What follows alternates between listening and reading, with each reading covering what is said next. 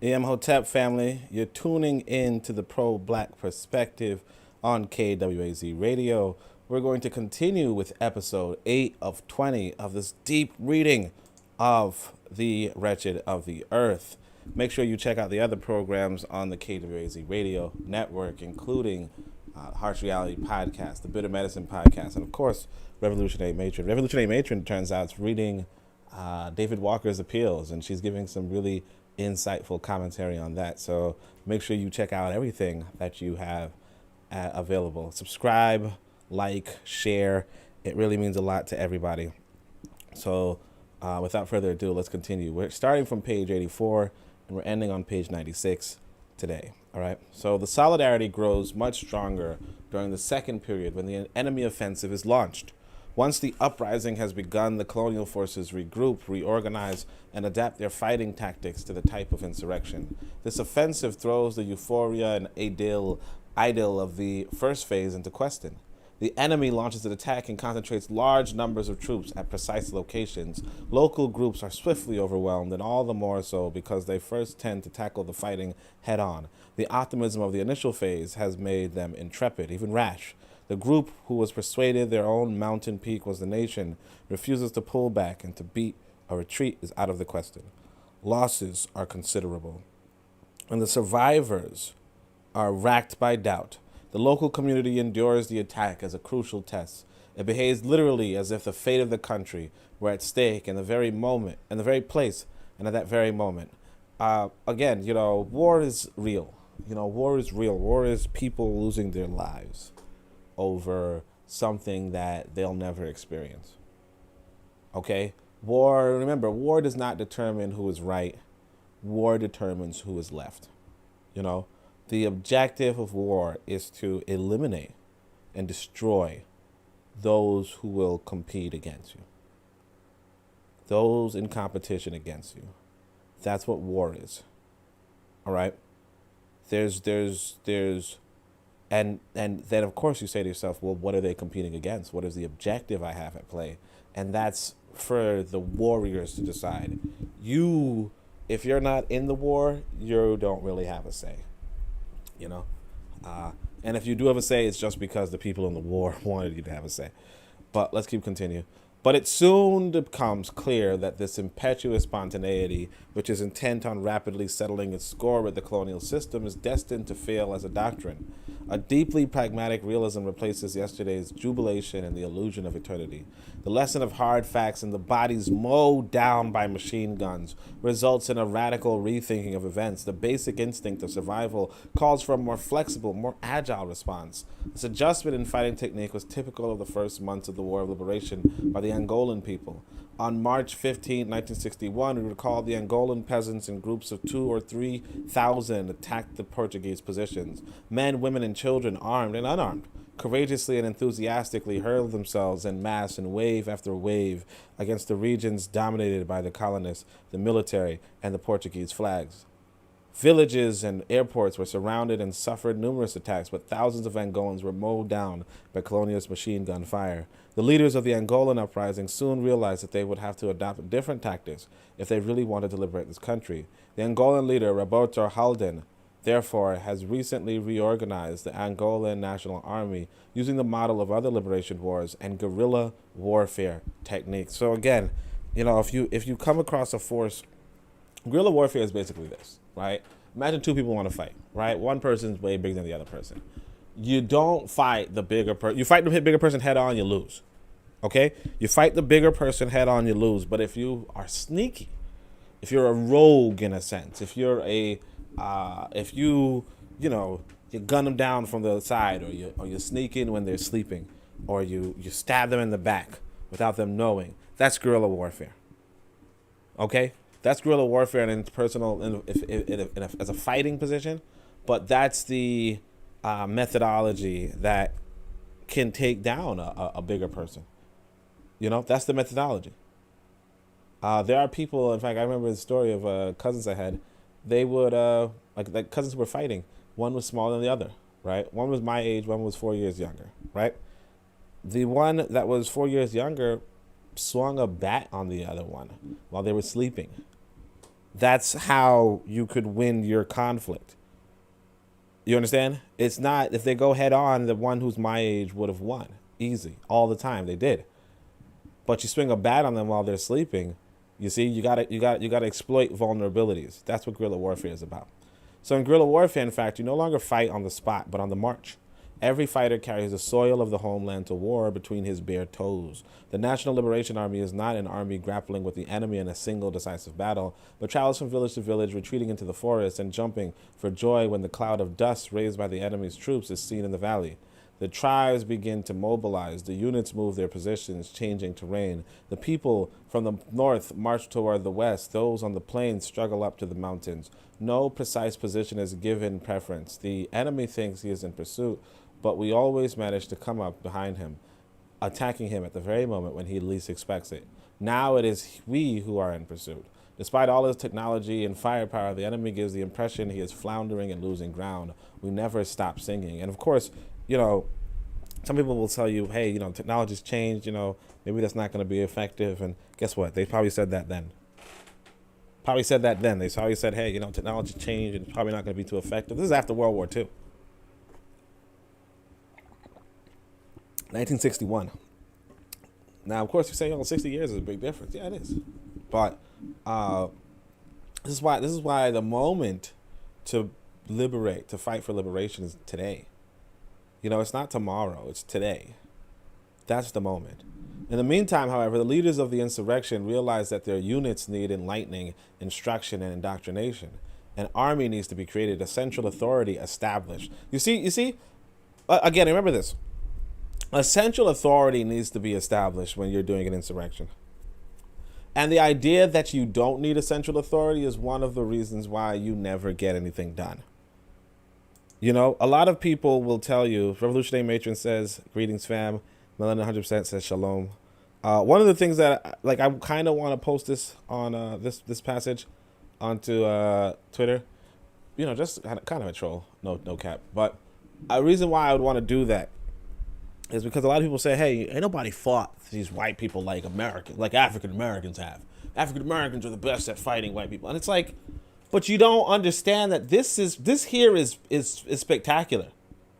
This here is beautiful. Men, women, and children, armed and unarmed, courageously, notwithstanding that they're getting mowed down. Of course they're getting gunned down. Of course. But they're taking it to the Portuguese. The Portuguese, mind you, are the original European enslavers of African people. So they're going toe-to-toe with the original enslavers of African people among the Europeans. And they won. Now, of course, big question is, of course you could always point out, hey, 1961 is a long time, But that's why you have to take advantage of the opportunities. Now, and of course, they also fought before 1961, obviously. That's what Nzinga is about. But, yeah. Although some people say Nzinga's Congo, but it's, Africans have fought the Portuguese a long time. This is the reason why Portuguese never really became significant afterward. But let's continue. In the meantime, however, the leaders of the insurrection realized that the units need enlightening, instruction, and indoctrination. An army needs to be created, a central authority established. A picture of the nation in arms divided into splinter groups calls for rethinking and a new vision. The leaders who had fled the futile atmosphere of urban politics rediscover politics, no longer as a sleep-inducing technique or a means of mystification, but as a sole means of fueling the struggle and preparing the people for clear-sighted national leadership. The leaders of the insurrection realized that any peasant revolt, even on a grand scale, needs control and guidance. They, therefore, must transform the movement from a peasant revolt into a revolutionary war. They discovered that in order to succeed, the struggle must be based on a clear set of objectives, a well-defined methodology, and above all, the recognition by the masses of an urgent timetable. One can hold out for 3 days, 3 months at the most, using the masses' pent-up resentment. But one does not win a national war. One does not rout the formidable machine of the enemy or transform the individual if one neglects to raise the consciousness of the men in combat. Neither the heroic fight to the finish nor the beauty of the battle is cry enough.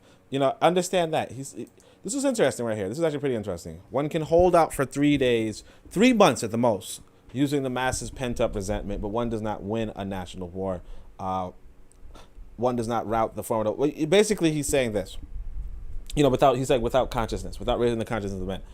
Understand that, one of the critiques I have of, the social media scene is that black people are outraged for like 3 days tops, but the struggle against white people, if you are going to struggle against white people, in reality can take numerous years. When you're talking about warfare, you're talking about ambushing and being ambushed for 10 years, for a decade or so. That's what you're looking at. A lot of people do not want that, and they're not really that outraged. You have to realize this about the colonized situation, especially in America, but just generally speaking, the colonized situation is that you're not really that outraged to fight this white boy for 10 years. You want something better. Like you would fight him for 3 days. You'd fight him for 3 months. You'd say, look, I'm a man, aren't I? I'm a human being, aren't I? Look, I could hurt you just like you could hurt me. But you're not willing to fight him for 10 years for your freedom. And this is the thing you have to realize. This is what you have to, when you're looking at people, you just got to look at them and figure out where they really stand. Do they want, how good is their life? How much do they really enjoy being colonized?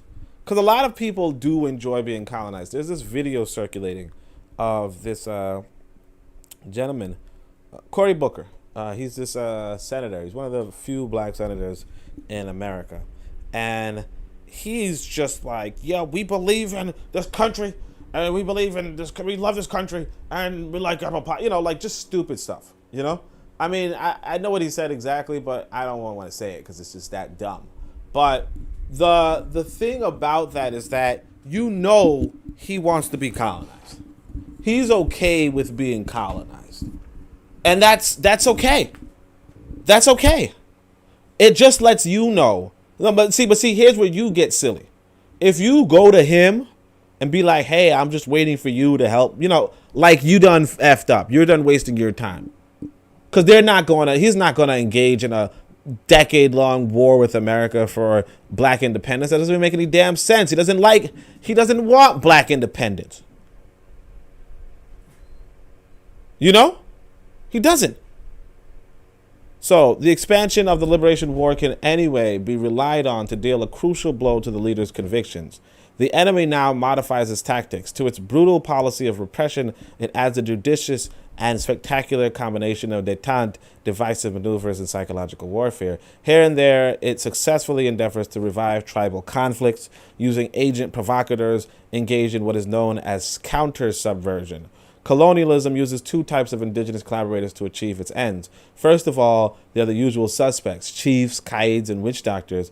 As they have seen, the peasant masses, steeped in a never-changing routine, continue to revere their religious leaders, descendants of illustrious families. The tribe, with one voice, embark on the path designated by the traditional chief. Colonialism secures the service of these loyal servants by paying them a small fortune. So you understand that the chiefs of Africa are a vulnerability to this anti-colonialism. You understand? The chiefs, like anybody, really, I'll be honest with you, anybody's a vulnerability. One time I was in this, you guys check it out in the Pro Black Compendium. But if you look at the Pro Black Compendium, you're going to see a bunch of quotes. And one of the quotes is from this dude that, you wouldn't think would be in this book. I quote a few just people who are just not really not well known or are not really well established. So one of them, of course, is Ruth Shays. Ruth Shays was just a domestic worker or something. Just not even like, you're just like, you're quoting all these scholars and then you just go to a domestic worker. But she said something brilliant, so I put her in. And just the same, I met this dude named Ramesses, and I had a trouble in my organization, right? I had an issue, and then he gave me some advice, and I said, you know what? I'm going to put that in my book as well, right? And the advice was that he said, anybody who puts the interest of themselves or the interest of the individual over the interest of the group can be bought. So get rid of them, Because I was asking his advice about some sort of dispute going on in the organization, and that's what he said. He said, if somebody is going to put their interest of the individual over the interest of the group, then you should get rid of them, right? The reality is this, though. most people are going to put the interests of the individual over the interests of the group. You already know that, right? It really, but what he's saying is that they can be bought, and there's a limit to how much you put your interests over the interests of others. You know, there's a limit. If it is, and so you do have to put your interests forward. Don't mistake that. But not over your race. And the thing is this, that the chiefs who are saying, hey, you give me a small fortune and I'll make sure that my people do not go against yours, right? They need to be get rid of. You need to get rid of them. If they are willing to sell out a larger body, a larger collective, then yes, get rid of them. All right. Now it's interesting though that, you know, Fanon points out that a lot of these tribal chiefs are descendants of illustrious families, descendants of families that, you know, and that's something that, like, we were once upon a time. We were descended from illustrious families once upon a time, right? Possibly, you know, maybe some of us weren't, but some of us probably were. Either way, you know, this is one of the things that we have to bear in mind, that colonialism does, in fact, have an opportunity among the chiefs, among the local leaders, and sometimes the local leaders, we have to vet them. And if they do not pan out, you have to know exactly what you have to do. All right? Because you can't allow for weaknesses. You know, one of the proverbs in Africa goes along the lines of, if there's no enemy within, the enemy outside cannot harm you. That is that. All right. So colonialism also finds ample material in the lumpen proletariat for its machinations. In fact, any national liberation movement should give this lumpen proletariat maximum attention. Yeah. It will always respond to the call to revolt, but if the insurrection thinks it can afford to ignore it, then this famished underclass will pitch itself into the armed struggle and take part in the conflict, this time on the side of the oppressor. Again, lumpen proletariat being the underclass, the poor, the impoverished, the starving, the unemployed, all that kind of stuff. The colonists can buy them. You know, you have to realize that, and look, if you want to know what the lumpen proletariat is, if you know, like you started saying, think of the thug, think of the gangbanger, think of the gangster, think of that element in the hood. The police can walk up to them and say, hey, you know, you could make a living selling drugs. You understand? You could make a living selling drugs in this community, and I'll give you starter cash, I'll give you a gun, and I'll give you some drugs to sell. You understand? Because you have to understand that if you are not controlling the borders, whoever is controlling the borders is the one selling the drugs. You understand? You're the pusher or the dealer or whatever, and the other person is the drug lord. Okay? You're going to them and saying, hey, I'd like to sell some drugs. And they say, sure, I'll get some from Bolivia. I'll get some from Mexico. I'll get some from Guatemala. They go and get these, they make these international connections to get these drugs in you, and then they hand them over to you with the police watching. Okay? They hand it over to you, and then you sell it. You're the lumpen proletariat that the colonialists can set up against our own people. And we as an African people, I mean, because like Bitter Medicine podcast was going over this same question on his Shoot the Breeze. We as an African people have to say to ourselves, well, look, you know, as much as I may sympathize, you know, I understand that you're an element that has been bought, you know, that in a sense, in that respect, in that regard, you are not my people. You understand? Like, you're actually the opposition. You're part of the opposition to my liberation. Right? Now, Fanon is telling you, do not ignore this lumpen proletariat. Do not ignore them. You know, like, don't leave them and neglect them, and then when they go to the other side, you say, well, you're my, like, sure, but it's too late for that. It's too late for that. The oppressor, who never misses an opportunity to let the blacks tear at each other's throats, is only too willing to exploit those characteristic flaws of the lumpen proletariat, namely its lack of a political consciousness and ignorance. If this readily available human reserve is not immediately organized by the insurrection, it will join the colonialist troops as mercenaries. In Algeria, it was the Harkis and the Masalits who were drawn from the lumpen proletariat. In Angola, it supplied the road gangs who opened the way for the Portuguese troops. In the Congo, it can be found in the regionalist demonstrations in the provinces of Kasai and Katanga, while in Leopoldville, it was used by the enemies of the Congo to organize spontaneous meetings against Lumumba. They could always find somebody. The enemy who analyzes the forces of the insurrection, who delves deeper and deeper into the study of the global adversary, the colonized subject, identifies the ideological weakness and spiritual instability of certain segments of the population. The enemy discovers, alongside a well-organized and well-disciplined insurrectionary front line, a human mass whose commitment is constantly threatened by the addictive cycle of physiological poverty, humiliation, and responsibility. The enemy will use the mass even if it costs a fortune. He will create spontaneity by the forces of the bayonet or exemplary punishment. Dollars and Belgian francs are poured into the Congo, while in Madagascar, anti-Hova atrocities are on the increase, and in Algeria, recruits, veritable hostages, are enrolled in the French army. The leader of the insurrection watches as the nation literally keels over. Whole tribes are transformed into Harkis and, armed with the latest weapons, set off on the warpath to invade the rival tribe, labeled nationalist for the occasion. Unanimity is in combat so rich and so grandiose during the initial hours of the insurrection is undermined. National unity crumbles. The insurrection is at a crucial turning point. The political education of the masses is now recognized as a historical necessity. You see, this is like we were pointing out the other day about Nigeria. This is what we see. Nigeria, the Fulani are the ones who were chosen to be the leaders by the British, the defenders of the British colonialism, and partly because they might have been widely undereducated. You want to establish a national consciousness among your people, and if you do not establish that national consciousness, you are very, very vulnerable to them being bought out. This is why I stress to us that we read the literature that I provided. Because the literature that I provide throughout the years has been about raising that political consciousness, okay?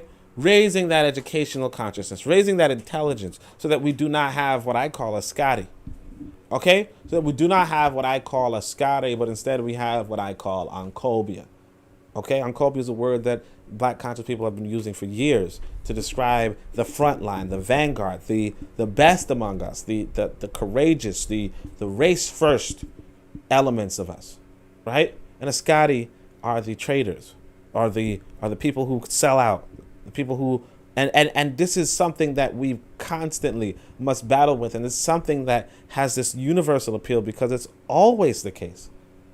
It's always the case. I tell you, even recently, I'm telling you, like, no matter what, I keep stressing and emphasizing to you, go on and read, like, get yourself a copy of this book. Get yourself a copy of my book, right? Get yourself a copy of the Book of Power, okay? Because I tell you, it's frustrating. I'm listening to African people say that they're willing to sell their country to another colonist in order for that they can do a little better. They're saying this today. And they haven't read the literature. They thought they knew everything. This is what we are encountered with. If you haven't read my books, then I don't know what to tell you. At this point, I don't know what to tell you. If you haven't read my books, you just write me, say I haven't read your books, and let me block you. Okay, just let me block you, because there's something. At some point, you're taking too long. At some point, you're taking too long, and it's costing our people. This is costing our people.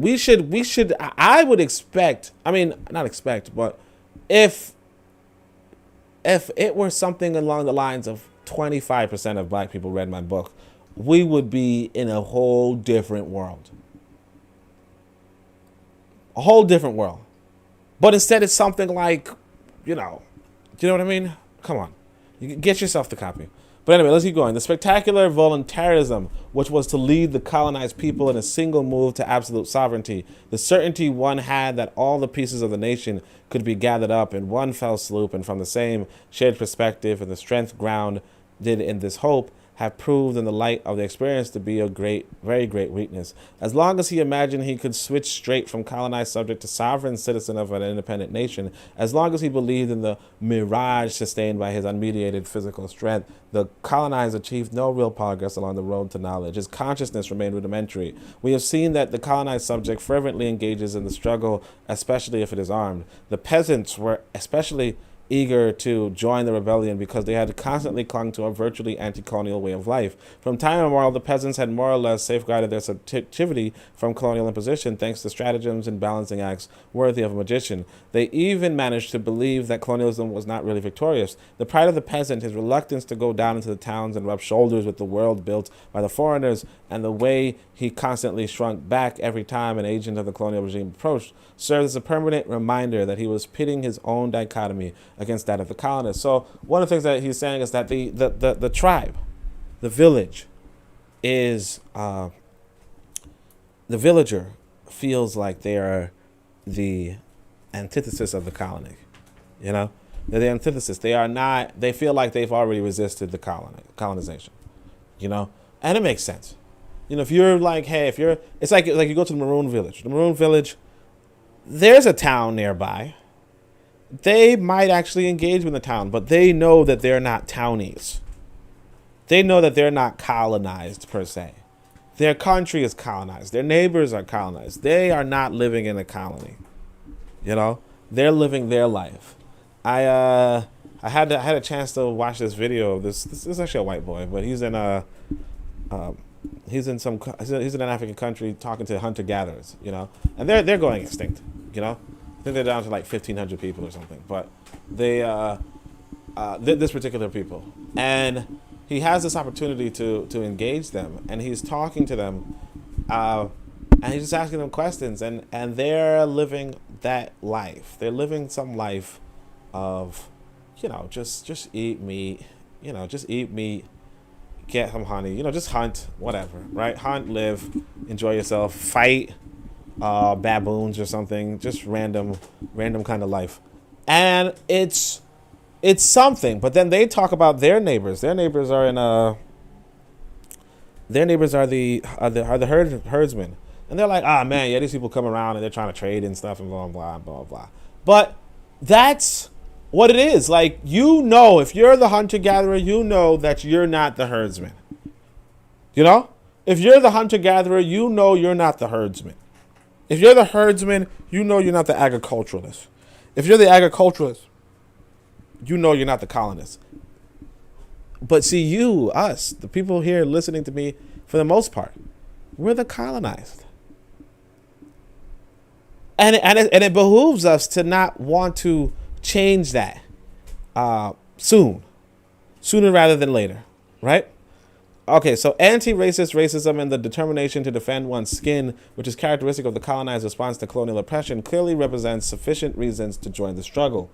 But one does not sustain a war, one does not endure massive repression or witness the disappearance of one's entire family in order for hatred or racism to triumph. Racism, hatred, resentment, and the legitimate desire for revenge alone cannot nurture a war of liberation. So again, that's really interesting. Anti-racist racism and the determination to defend one's skin.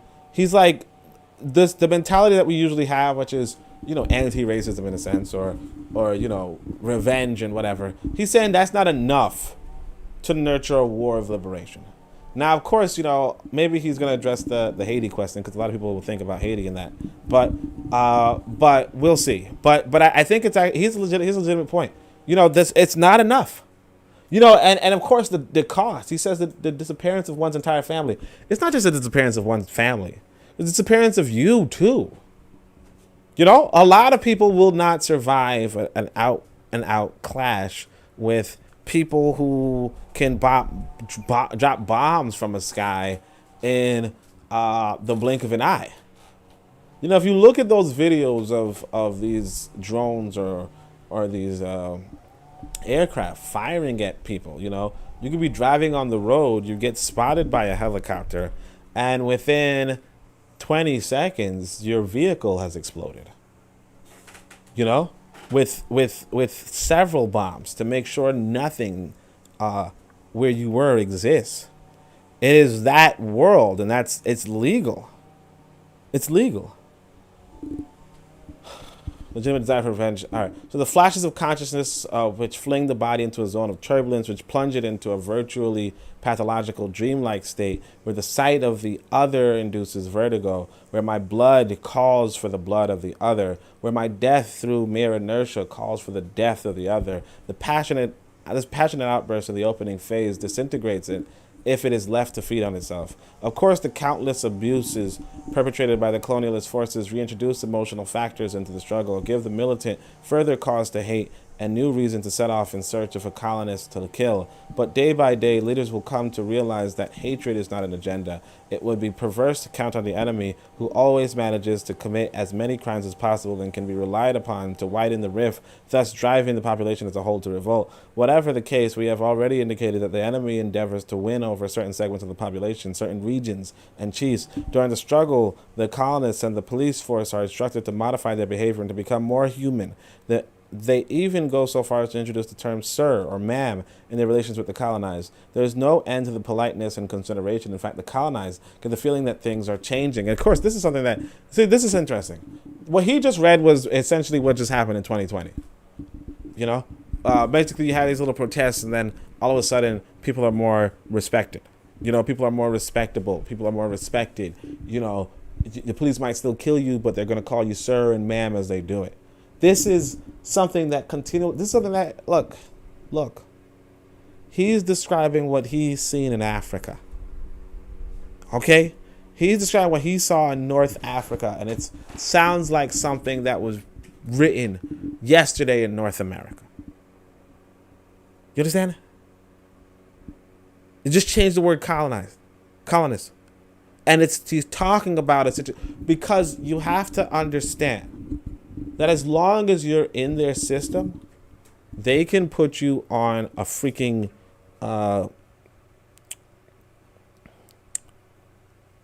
turntable. They can put you on a turntable and just make you repeat and repeat and repeat and repeat. He said police force are instructed to modify their behavior to be even more human, and you keep doing it. You fell for it again. Bitter Medicine says, peace, family. Revolutionary Matron says, the series Snowfall shows one way that the neighborhood is infiltrated. Yeah, I mean, at some point it has to be common sense to people that the neighborhood has been infiltrated. You know, at some point it has to be common sense that the neighborhood has been, because again, you're not growing these drugs. You're not growing these drugs. If you're not growing the drugs, how are you selling them? Like, if they're being grown somewhere else and you're not somewhere else, how is it in your community? You know, there has to be some sort of network outside of you that's getting you things from Bolivia. You know, like you don't have orange juice in your grocery store unless you're growing oranges nearby, right? Or if somehow there was some network for getting oranges into your grocery store.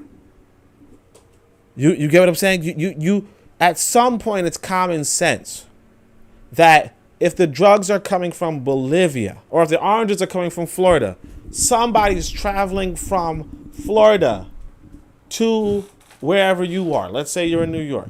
Somebody's traveling from Florida to New York in order to bring you that orange juice.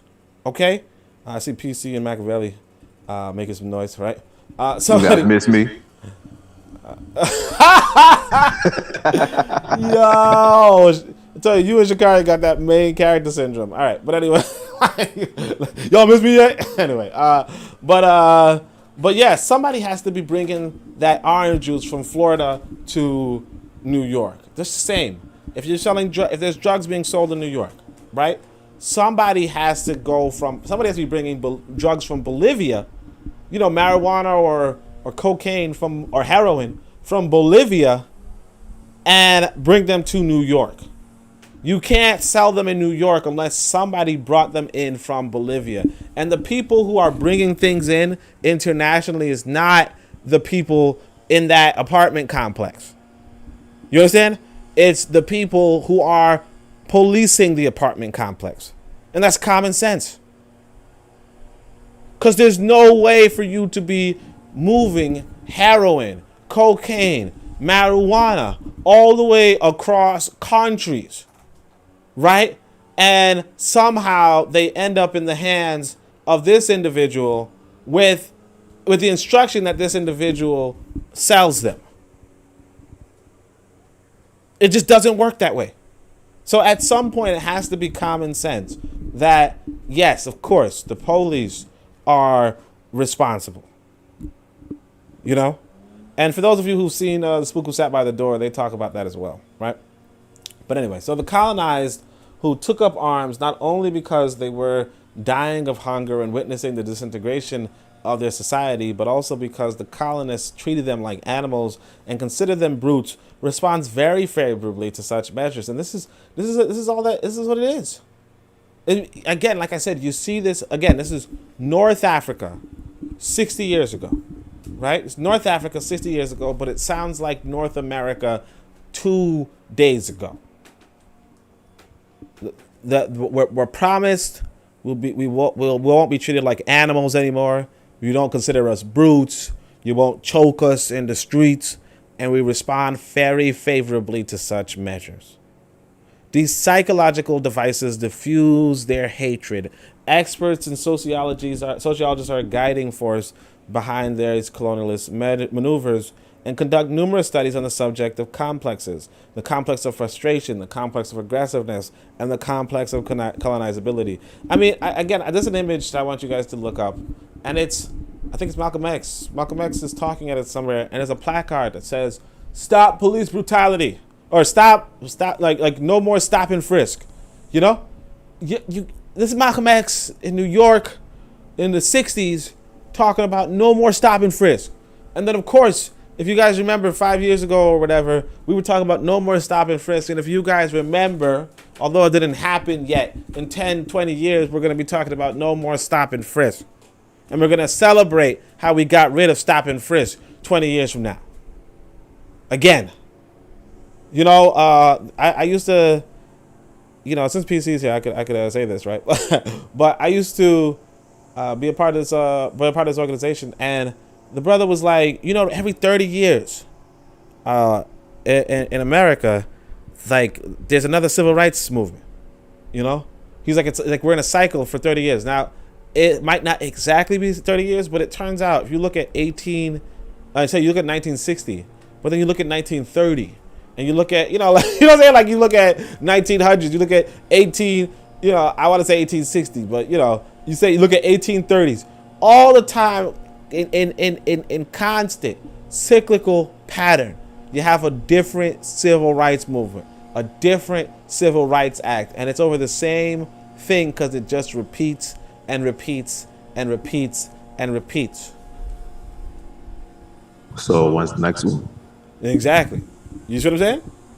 Because that's it. White people know what they're doing, right? And what they're doing is they're colonizing the people, and they know how to colonize the people without making any changes, by promising change and making people satisfied. And then when they die, right, their children go through the same things they went through, but the children don't even know. Why? Because the children are going to their public school system. You understand? So the children, how are you going to know? Because who heard of the 1830s or the 1930s civil rights movement? I didn't. I'm sitting there, taking notes like, what? I think it might have been every 40 years, though, to be honest. But still, it's just like, it's the same thing over and over again. Because that's what they do. Anyway, and the compass of colonizability. So these colonized subjects is upgraded, and attempts are made to disarm him psychologically and naturally with a few coins, right? These paltry measures and clever window dressing manage to achieve some success. The colonized subject is so starved of anything that humanizes him, even if it is third rate, that these trivial handouts in some cases manage to impress him. His consciousness is so vulnerable and inscrutable that it is ignited by the slightest spark. The great undiscriminating thirst for enlightenment of the early days is threatened at every moment by a dose of mystification. The violent, unanimous demands of the revolution, which once lit up the sky, now shrink to more modest proportions. The raging wolf, rabid with hunger, and the whirlwind, blowing in a genuine wind of revolt, may be rendered completely unrecognizable if the struggle continues, and it does continue. The colonized subject is at constant risk of being disarmed by any sort of concession. The leaders of the insurrection discover this instability of the colonized with horror. At first, disconcerted, they then realize the need to explain and ensure that the colonized consciousness does not get bogged down. In the meantime, the war goes on, the enemy organizes itself, gathers strength, and preempts the strategy of the colonized. The struggle for national liberation is not a question of bridging the gap in one giant stride. The epic is played out on a difficult day-to-day basis, and the suffering endured far exceeds that of the colonial period. So what he's saying is that when you're fighting for liberation, it's a day-by-day struggle, and the suffering endured will exceed that of the colonial period. If you think the police are brutal now, wait until you're shooting at them.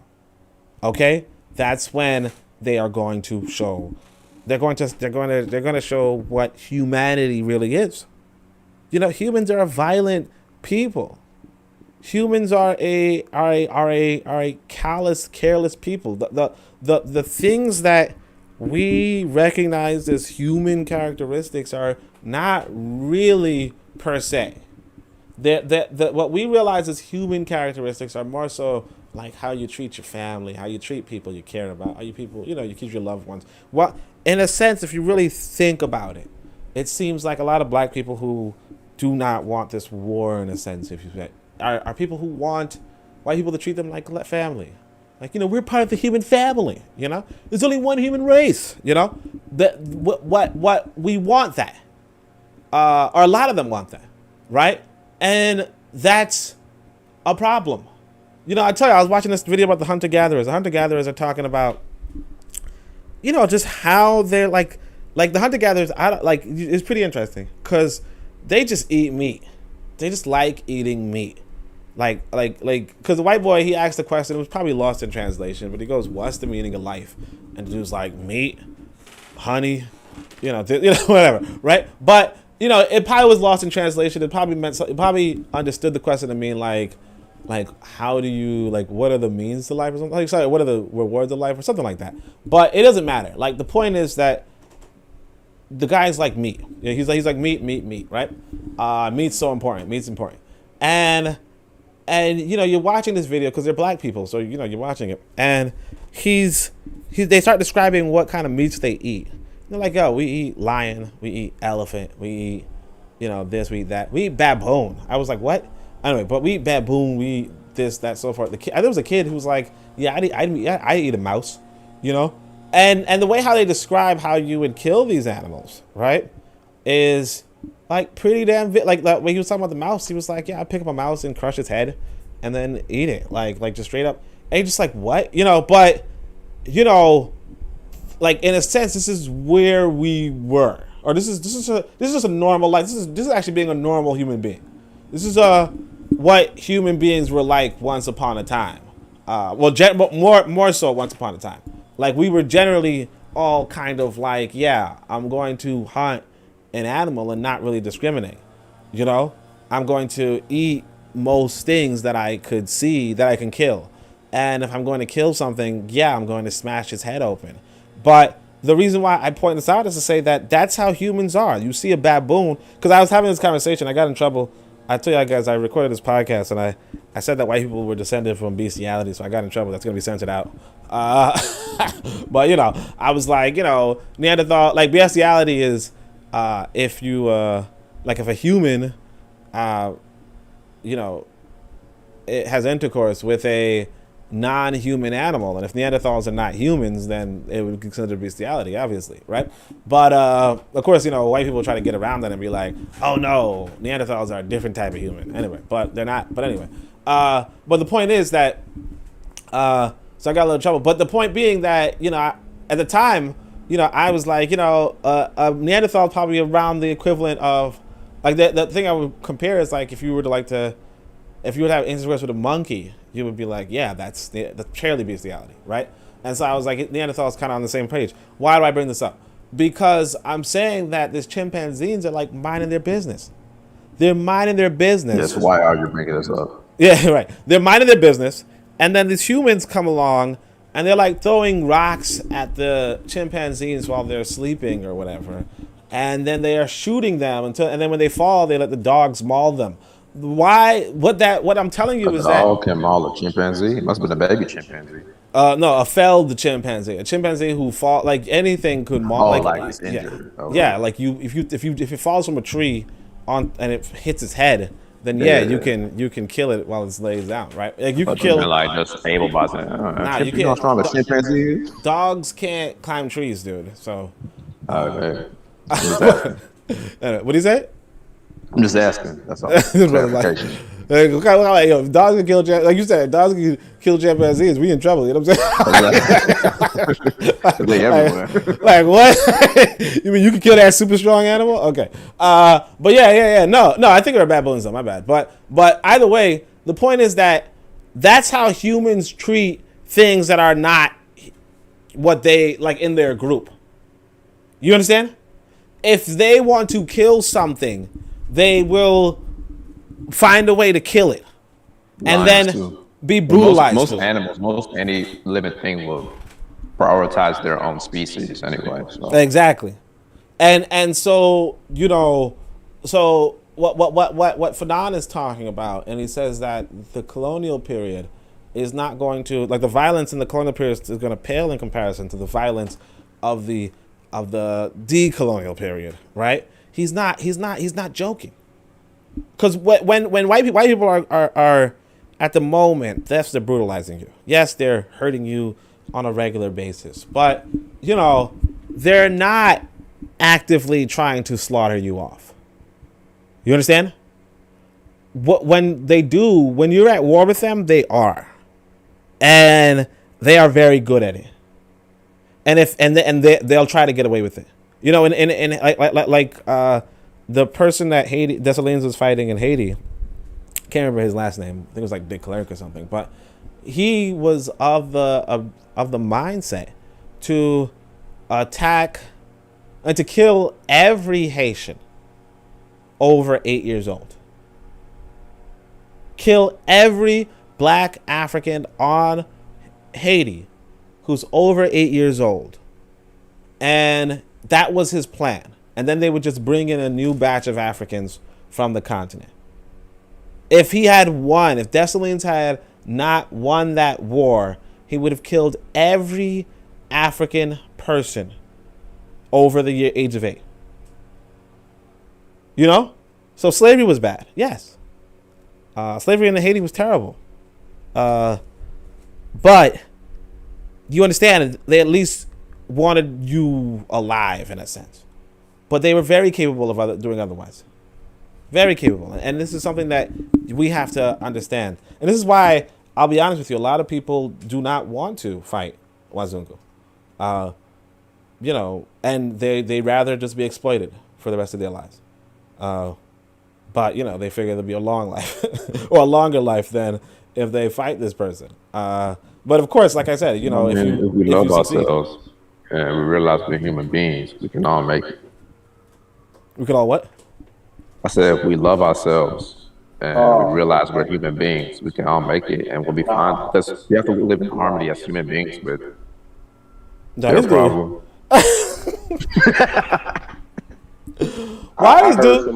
Why he have a sense of humor all the time? You know what I mean? Like, everybody want to be serious and he there, you know? Anyway. Them tap dancing. Tap dancing. Look, PC, PC, you know where his parents are from, right? You gotta know where his parents are from. He can't be from here, right? He's stupid Wait, for that. them eyes is fucking. He's dumb. He's stupid for that. So lost right, bro. KW says Rashabo. But yeah. You the one. You look, man. You gotta represent your peoples, man. You got look. You at PC. PC taking notes, man. You know, he like it's always the foreign boy. You know, like, I'm just saying. Y'all want to act like y'all don't see it. I'm just saying. damn, you see, I told you, man. Yo, I'm just saying. this Y'all brother wanna fight cannot. This brother man. does not realize he represented. You know, like when you younger and you black and you go into some area that's white folk and Yeah, you know you don't want to show out. You don't want to act the fool, even though because you know that you being your whole people being judged. Yeah. Things have changed, my guy. You are now I'm a foreign-born learning. black person. Things have changed. You know that like you said, the African Americans are now got they eyes on you. We hip Exactly. We hip y'all scamming. We hip y'all Exactly. Like you know what I'm saying? You got to come correct now. Once upon a time, you could have made them jokes, man. But now you the damn joke. You know what I'm saying? Now they're taking it too serious. Well, shit. Well, look. PC, you got to take it serious, right? Got to. You got to take it serious. I'm telling you. But can't we just live in harmony? See, I told you he can't help. He can't tell. Yo, I tell you, man. Look, I understand what you meant, man. You know, I understand what you meant. You know what I'm saying? You know what I'm saying? I'm flock together. Caught you. Dang, birth of event. Why me? I always said I understand what you meant, PC. I understand what you mean, PC. You know what I'm saying? Well, we got separate from them. You know what I'm saying? Martin Luther King said, "Don't judge a man by his content of his skin, but the content of his character." Who said that? Dr. MLK Jr. Oh Okay. yeah. We all know where his parents are from, right? You know what I'm saying? That's good. That's your man T. Rick. No, but anyway, I let's don't see. care if you're blue, green, purple, or This dude's still going. He's not even joking at this point. He really serious. Anyway, but let's I'm say trying to think of something. I don't know. Revolutionary Matron wrote down the problem is that these are the leftover bastard children that were bred to ensure their continued rule domination. Yeah, a lot of times that's the case. You know, a lot of times the case is that, the mulatto class. Yeah, the mulatto class are going to rule over the black class. And the thing is that when you read, what book was it? I think it was the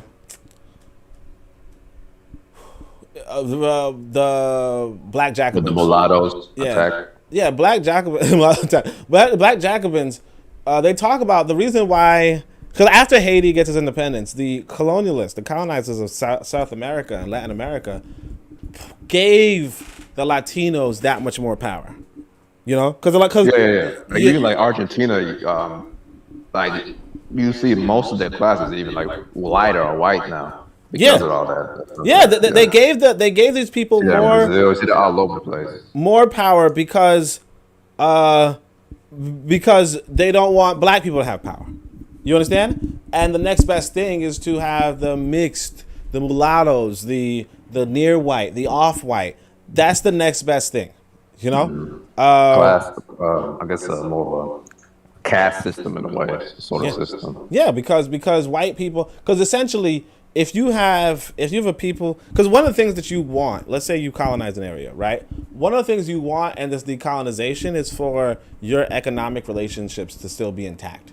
You know, so you want the people who are have allegiance to your economic system. So like the example of Dr. King versus Malcolm X. Like if push came to shove, if it were that serious, Dr. King would have been president, not Malcolm X though. Like if it were up to white folk, if it were up to white folk, they would have put Martin Luther King Jr., not Malcolm X. Of course, when Malcolm X was, yeah, exactly, definitely Jesse, Messy Jesse, of course. Yeah, Messy Jesse.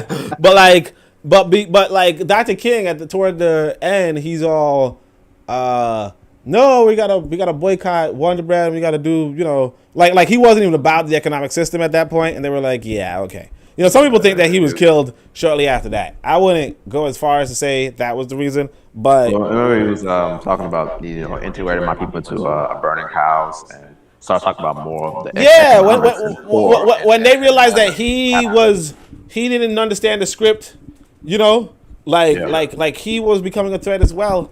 Then they were just like, yeah, we're not like because they want to maintain their system.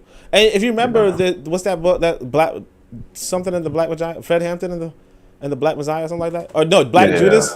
Judas and the Black Messiah. Judas and the Black Messiah, about Fred Hampton. You know, they named 4 people who they figure were threats. And I'll be honest, yeah, if you really look into it, the 4 people who are the threats of the Messiah or whatever, they do tend to be like anti-America, with the exception of, like, if you're being honest, with the exception of Elijah Muhammad. But Elijah Muhammad nominally was anti-America. Yeah. But he like sold out. You know what I mean? And that's why if you... Sure. If but you, also, I think part of it, he was kind of messy. He was messy, you know. what do you mean he was messy? Messy, things he did in the nation.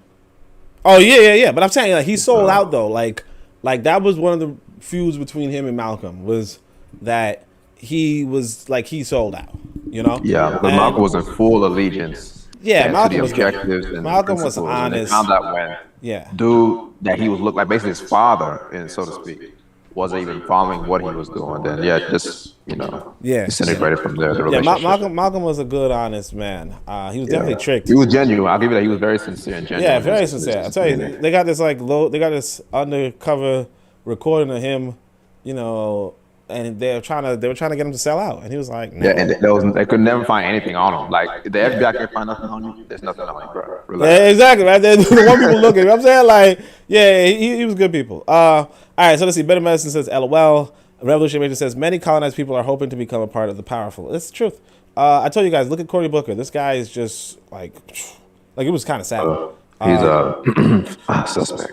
Right? Oh, really? Is he? Okay. We'll talk about it later offline. All right, so she says the mind of the human has been taken over by the imitators of humanity. Yeah, the human, the man of hue, right? Revolutionary continues, the I am God mindset speaks to the Africans' desire to escape the inhumane treatment while dealing with the social demand that Africans don't fight back. Yeah, so I guess she's saying that there's a mindset where Africans don't want to be inhumane, don't want to be treated inhumanely, but we also don't want to fight back, which is, someone like, oh, well, I'm whatever, right? Rochambeau is definitely somebody. Yeah, right. All right. I am somebody. Rochambeau is okay. The man says 7 says Rochambeau was the general who was trying to kill everybody in Haiti. MLK was a shield for white power. He says that the multiracial has always been propped up as a buffer class to insulate the Mzungu. You mentioned Cory Booker earlier, who I considered a multiracial. Is Cory Booker mixed? Yeah, man, come on now. I know he looks. Look, man, America, man, like I think he got they just be putting up everybody as black, so you just don't even know at this point. You know what I mean? You don't even know at this point. You just you know what I'm saying? Like, you just take it with it. I want me to show you're black. Look. Because the thing is this, like Yvette Carnell, right? Not even gonna say American Dad. American Dad. You know what I'm saying? I'm not even gonna say. You know what I'm saying? But they're just like, she's the leader of a black movement. You're like, okay, I guess it's possible. Anyway. And then what's Antonio? Oh yeah, Antonio think he British though, so it's. And he a lawyer? Huh? He a lawyer? Yeah, he's a lawyer. I'm asking. Yeah, he a lawyer. The epic is played out. You said what? That wasn't fitted cap. Yeah. It kind of looked like that rapper, the one who's sorry, Talib Kweli, kind of a little bit. It's a little Kweli, yo. Oh, that's funny. Anyway, all right. So the epic is played out on a difficult day-to-day basis, and the suffering endured far exceeds that of the colonial period. Down in the town, the colonialists have apparently changed. Our people are happier. They are respected. A daily routine sets in, and the colonized engage in the struggle. The people who must continue to give it their support cannot afford to give in. They must think the objective has already been achieved. When the actual objective of the struggles are described, they may not think they are impossible. Once again, clarification is needed, and the people have to realize where they're going and how to get there. The war is not one battle, but a succession of local struggles, none of which, in fact, is decisive. So, again, he's just pointing out that if, like, white people can change the system so that you will not revolt anymore, And that's one of the issues that I was, like I said, I have this little discussion on Garvey. And, Garvey makes his prediction about what's going to happen in America. And, the interviewee... Don't give too many spoilers. Okay. But yeah, I'm not trying to give any... This is not really a spoiler. It's just, because I know nobody going to watch it. No, I'm joking. Wait, but I don't know nobody watch it now. You know what I'm saying? No, I'm joking. Well... No, I'm just messing up. But anyway, but the point being, though, is that, the idea is whether Garvey, and I point out that realistically speaking, if you give out the plan, if you give out how to stop your own movement, if you detail how to stop your own movement, people are probably going to do that. So like Marx does this, where he's like, the way how the proletariat can be sucked in by the labor movement, and the labor movement can, dissuade people from trying to, overthrow their government. And if they do like more social welfare programs, then maybe the labor movement, like maybe the proletariat will not revolt. And so that's what the capitalists do. A few decades later. You said what? I said a few decades later. Yeah, they do it though. Yeah. You know what I'm saying? And there's no, and so whereas the whole, to say that Marx was wrong because he predicted a proletariat revolution in England is correct, but also you have to realize that if you detail how to sabotage your own movement, it's probably going to be sabotaged. You understand? Like that's just what it is. So, by the time of Fanon, like people know how to stop the decolonization in a sense. They know that they can just reach to people, and this is the thing that, like I said, this is the thing that happens in America, where you can treat African Americans in such a way that they will not kill off white people, and every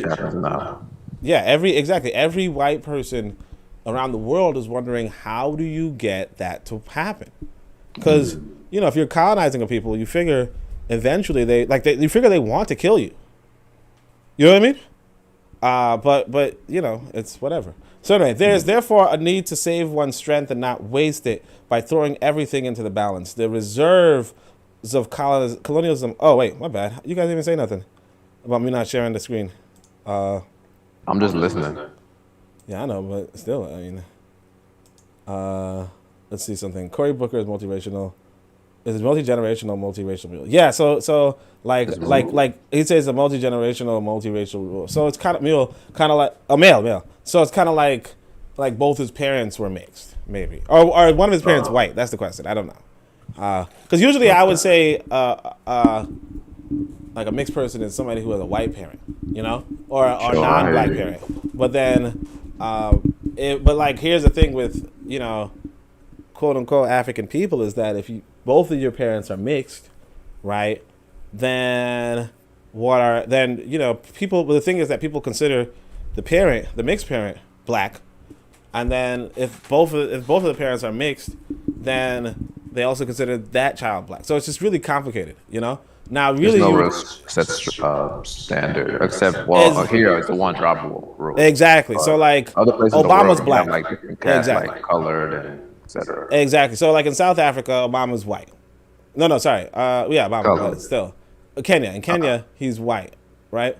Okay. But I thought it would be like mixed or colored or whatever. Yeah, mixed. Well, all right. Well, the way how I look at it is, what I'm going by is Trevor Noah. Trevor Noah's grandmother calls him white. Okay. He's kind of laughing at her like, "Hey, I'm black, right?" Okay. And she's like, "No, you're white," because she's in this African context where apartheid type stuff. She's in apartheid where if you're not black, you're white. You know what I mean? Now, obviously, like you said, we call him colored now, I guess, but his grandmother is saying that he's white because she's the son of a white guy or something like that, right? But here's the thing. Now, if Trevor Noah messes with a woman who is, or like, here's an example. Here's a really good example: Swiss Beats and Alicia Keys. You know, Alicia Keys. I know Alicia Keys is mixed. Mixed. Swiss Beats, I think, is mixed as well. They have a kid who looks like them, but the reality is that most people are looking at Swiss Beats and Alicia Keys as black. And they're black, yeah. So you said I know so, Swiss is black, yeah. So Kofi said everyone with light skin is mixed. Oh yeah, possibly. I don't know. Go that far. No. Oh yeah, no, you wouldn't say that because that's what the Igbo got. They said a lot of Igbo got light skin, right? Yeah. Well, not just Igbo, but I know. I mean, that's Africans in general. We have different variants. I wouldn't go that far. Yeah. Especially when some that have no contact with anyone other than that area. Yeah. That's the complicated part of it. Is that, you know, like realistically speaking, complexion varies with, you know, distance from the equator. Yeah, distance from the equator. So people in southern Africa are not going to be as dark as people at right under the equator. Just because they're so distant from the equator. And of course, people like on other parts of the world who are on the same, I believe it's latitude. Melanesians or so. Yeah. Well, yeah, but like India and so on and so forth, they could be dark if they're near the equator versus people who are further away. So yeah, it's not further away. So it's not necessarily B, but of course in America, a lot of people who are in America we can say like, that. Yeah, America people are like. But like again, like I don't even know because people were coming at Yvette Carnell for a hot second. And then she was like, "No, I'm black. Both my parents are black, and blah blah." And like, you know, a lot of times that happens. Like, you could have two quote unquote black parents, and just come out lighter. You know, well, I mean that's because we have a lot of variation in that with the non-gene pool. Yeah, your variation in your gene pool. So it's actually a natural thing to have, like it's a natural, like essentially the equator does not impact. I mean, like you're, I can't remember if it's latitude or longitude. I got to go back to school, but I don't got to go back. But you know, I think longitude is like horizontal.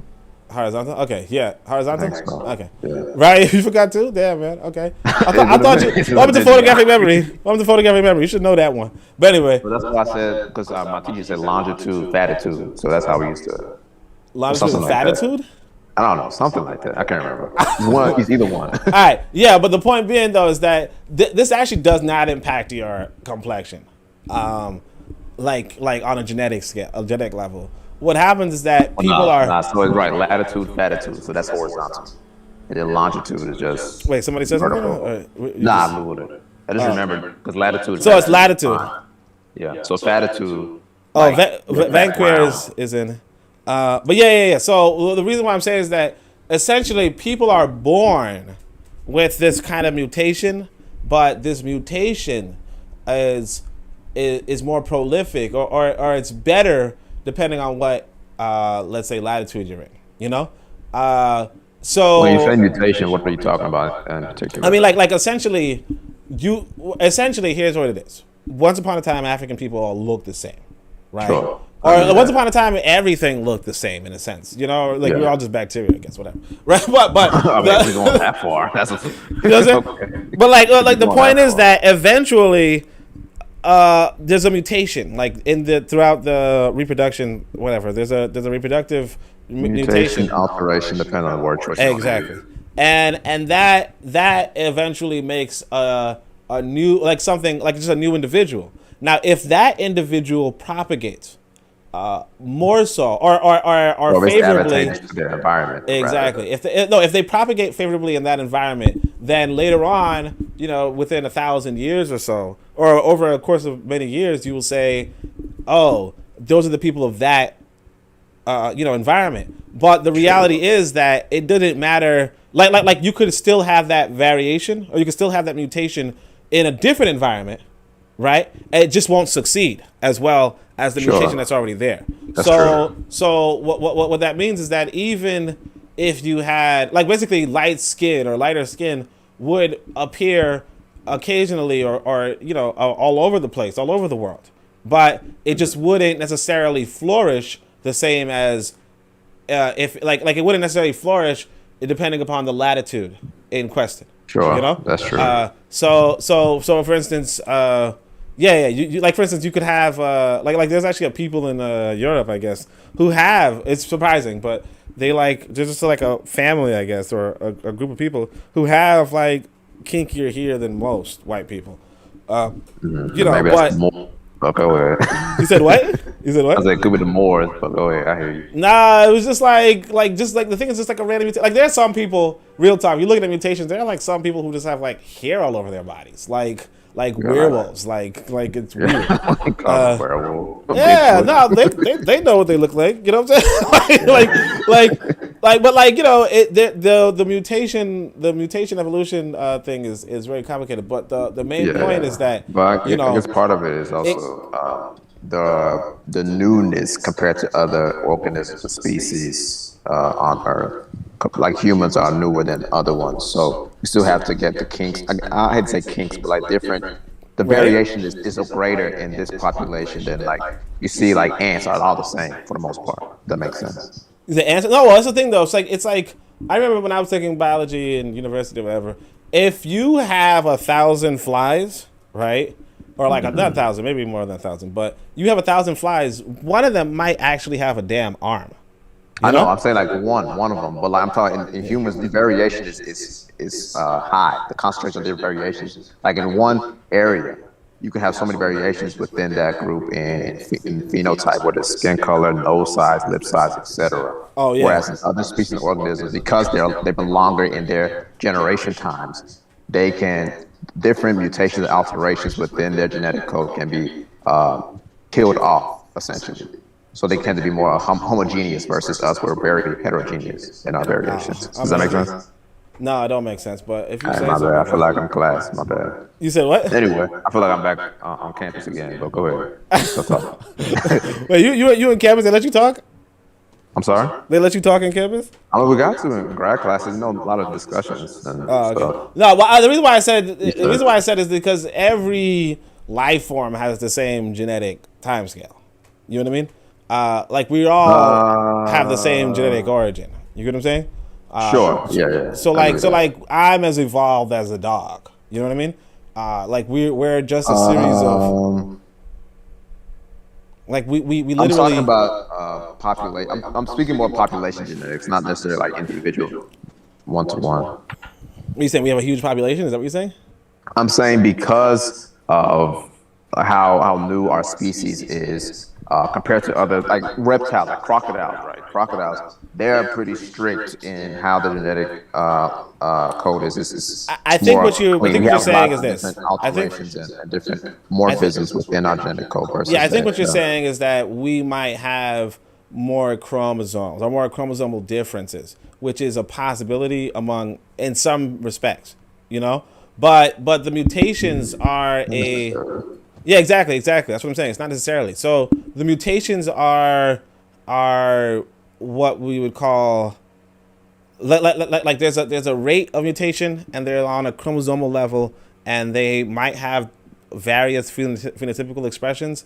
But it's but another thing to realize too is that humans also can adapt to a very wide range of habitats on this planet. Sure. You know? That's true. And notwithstanding that, we could also survive notwithstanding, you know, bad traits, you know? Because there are these people, for instance, who have like feet that look like like web feet. Yeah. Like no real purpose. Development. They didn't space out their toes or whatever. Yeah, like no real purpose.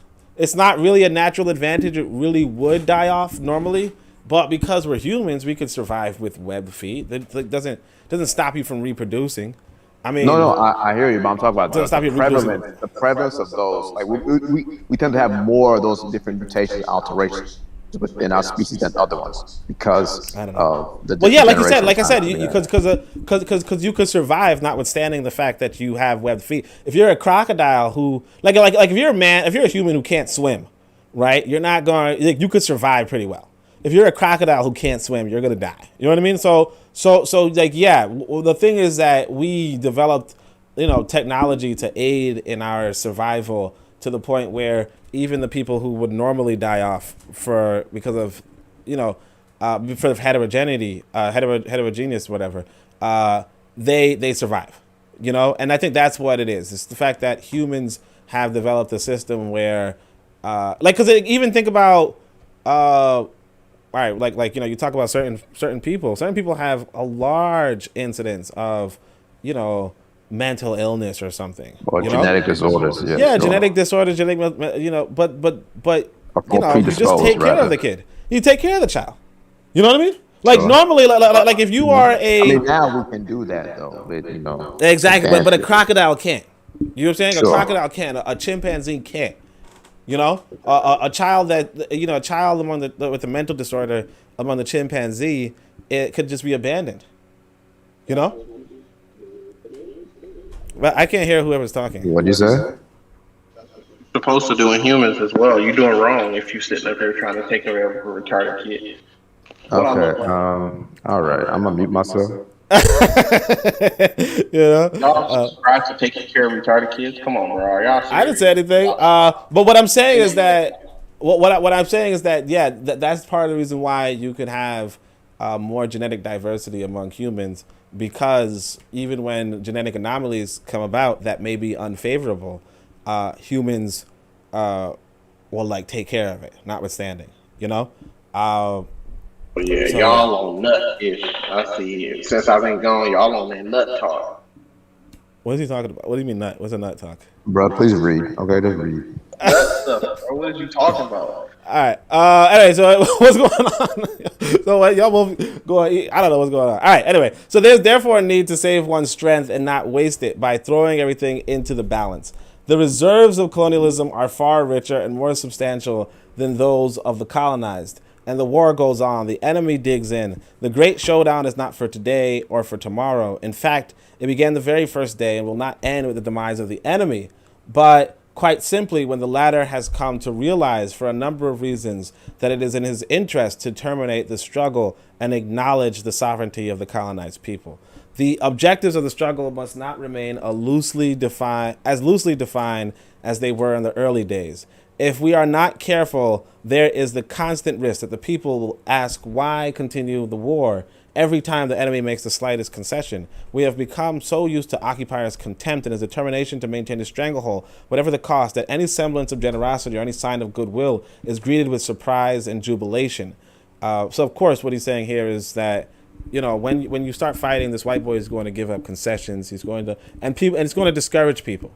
And like I said, Malcolm X talked about this, how, you know, when you go to war, well, he says one of the most powerful tools is the media, because if you go to war with this white boy, the first thing he's going to do is go on the radio and declare how he already won, declare how he routed you, declare and just try to dispirit you and unspirit you. And so you have these concessions. Oh, we're willing to talk. We're willing to give concessions. We recognize you. We acknowledge you. We want so on and so forth. We can work together. We have goodwill. And the people are not going to want to keep fighting and losing and dying over something that could be settled with, you know, non-violently. So we continue. The colonized then tend to break into song. The militant must be supplied with further, more searching explanations so that the enemy's concessions do not pull the wool over his eyes. These concessions, which are nothing but concessions, do not address the essence of the program. And from the colonized perspective, it is clear that the concession does not truly address the problem until it strikes the heart of the colonial regime. To be more exact, the occupier can easily phase out the violent aspects of his presence. In fact, this dramatic phasing out not only spares the occupier much expense, but also has the further benefit of allowing him to better concentrate his powers. But there is a heavy price to pay, to be exact, the price of a more coercive control over the country's future. Historical examples have demonstrated that the masquerades of concessions and the heavy price paid by certain countries have ended in a servitude that is not only more discreet, but also more complete. The people and every militant... Wait, hold on a second. That was actually pretty interesting. He says, to be more exact, the occupier can easily phase out the violent aspect of his presence. In fact, this dramatic phasing out not only spares the occupier much expense, but also the further benefit of allowing him to better concentrate his powers. But there's a heavy price to pay, to be exact, the price of a more coercive control over the country's future. Historical examples have demonstrated the masquerade of concessions and the heavy price paid by certain countries have ended in a servitude that is not only discreet, but also more complete. Basically, after you're decolonized, if you do it without, with concessions and so forth, the servitude of the people becomes more complete and more discreet. You know, the people and every militant should be conscious of the historical law which stipulates that certain concessions are in fact shackles.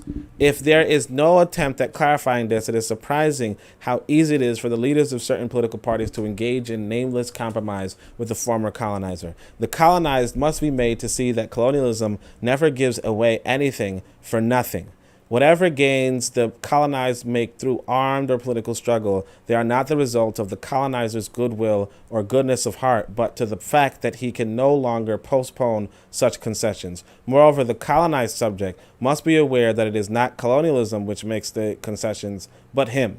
When the British government decides to grant the African population a few more seats in the Kenyan Assembly, it would be impudent or foolish to think that the British government has made any concessions. Isn't it obvious that it is the Kenyan population who have won the concessions? The colonized people and those who have been stripped of their possessions must lose the mentality they had up until now. The colonized at the most can accept a concession from the colonial authorities, but never a compromise. So again, if the British government decides to grant the African population a few more seats in the Kenyan Assembly, then he's like, that's a stupid concession.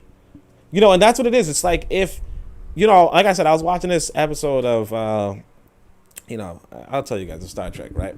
And they had this little conversation where this gentleman, not gentleman, but this man and this woman were debating.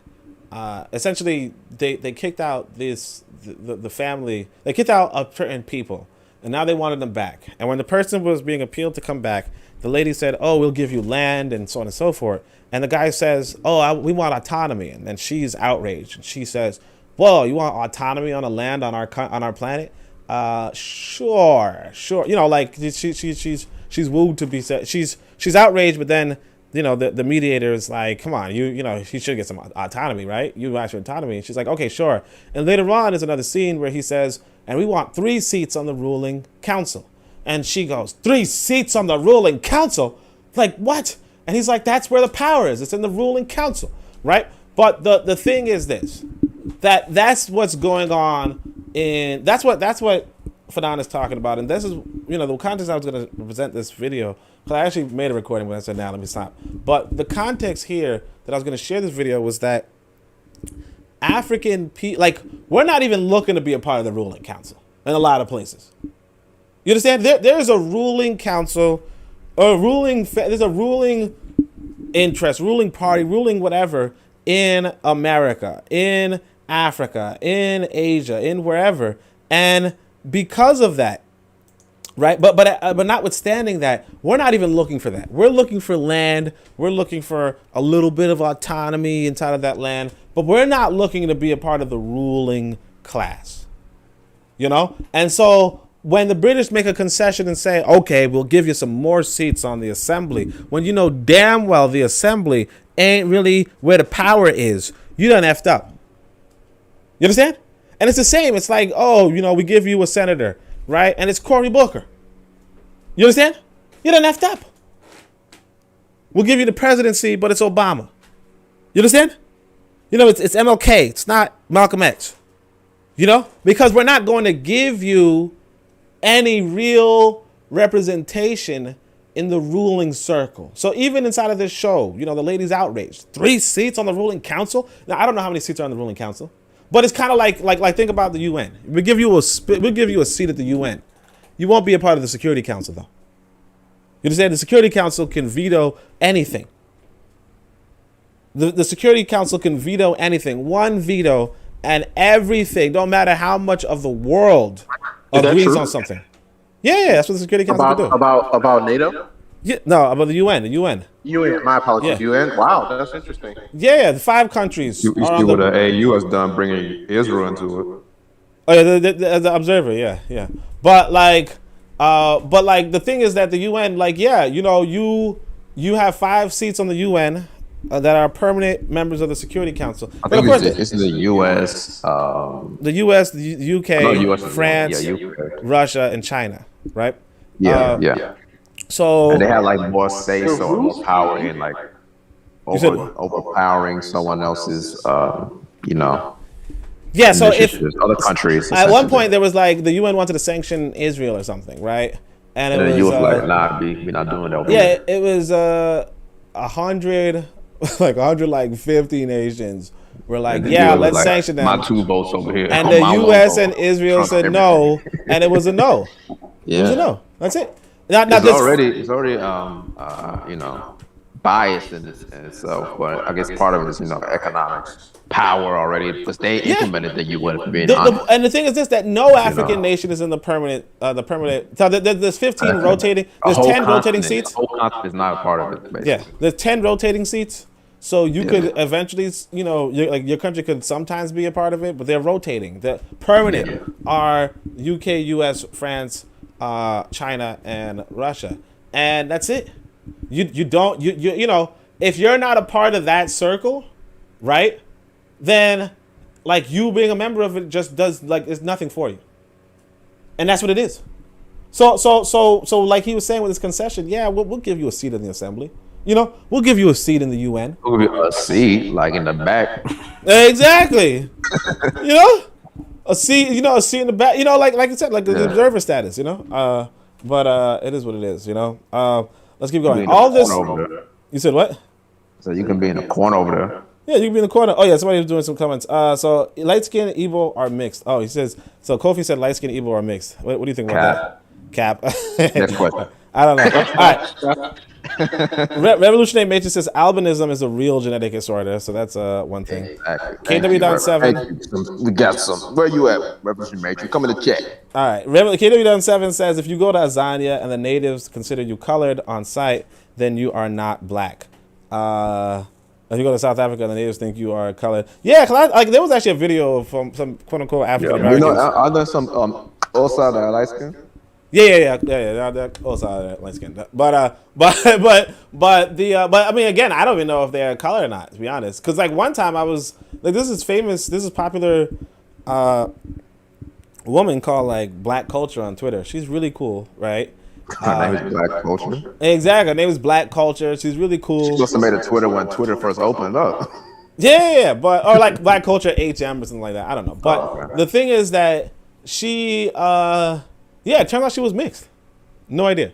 But like one of the things that was like the telltale though was that she was like, I'm helping out black people in South Africa, and then like you see like this boy in a wheelchair, like she got a boy in a wheelchair, and like the boy is clearly a white boy, like clearly, like straight hair and everything. But she's like, yeah, we're helping out black people in South Africa and we're doing good. And you're like, I don't know. I mean, like on my chin, But yeah. I'm lost. What does the boy in the wheelchair have to do with this? No, she was doing like, cause she's like doing some good stuff usually for black people, right? But like some community stuff. Like she's like getting kids. Yeah, she's like buying people groceries. She bought a wheelchair for a kid. Like nice little stuff. Well, she's a part of the EFF. She's really big in the EFF. Malima now. Yeah, exacthe. So she's good people, right? But like yeah, I didn't know, but she was mixed, So it was weird, He said the light skin. Kofi says the light skin gene is from non-whites into Africa, and again that could be the case for a lot of people, right? Sometimes. Kofi says non-blacks, my bad, and then Revolutionary says y'all don't want me in there, LOL. So we do. Come on, we want all the. She knows you capping. She knows you capping. You don't want her in here. All right. What? So she said it. I like her perspective in it. Yeah, I know, me too. But I was just joking, man. All right, so all this clarification, the subsequent raising of awareness, and the advances along the road to understanding the history of societies can only be achieved if the people are organized and guided. This organization is established by the revolutionary elements arriving from the towns at the beginning of the insurrection and those who make their way to the interior as the struggle intensifies. It is this core which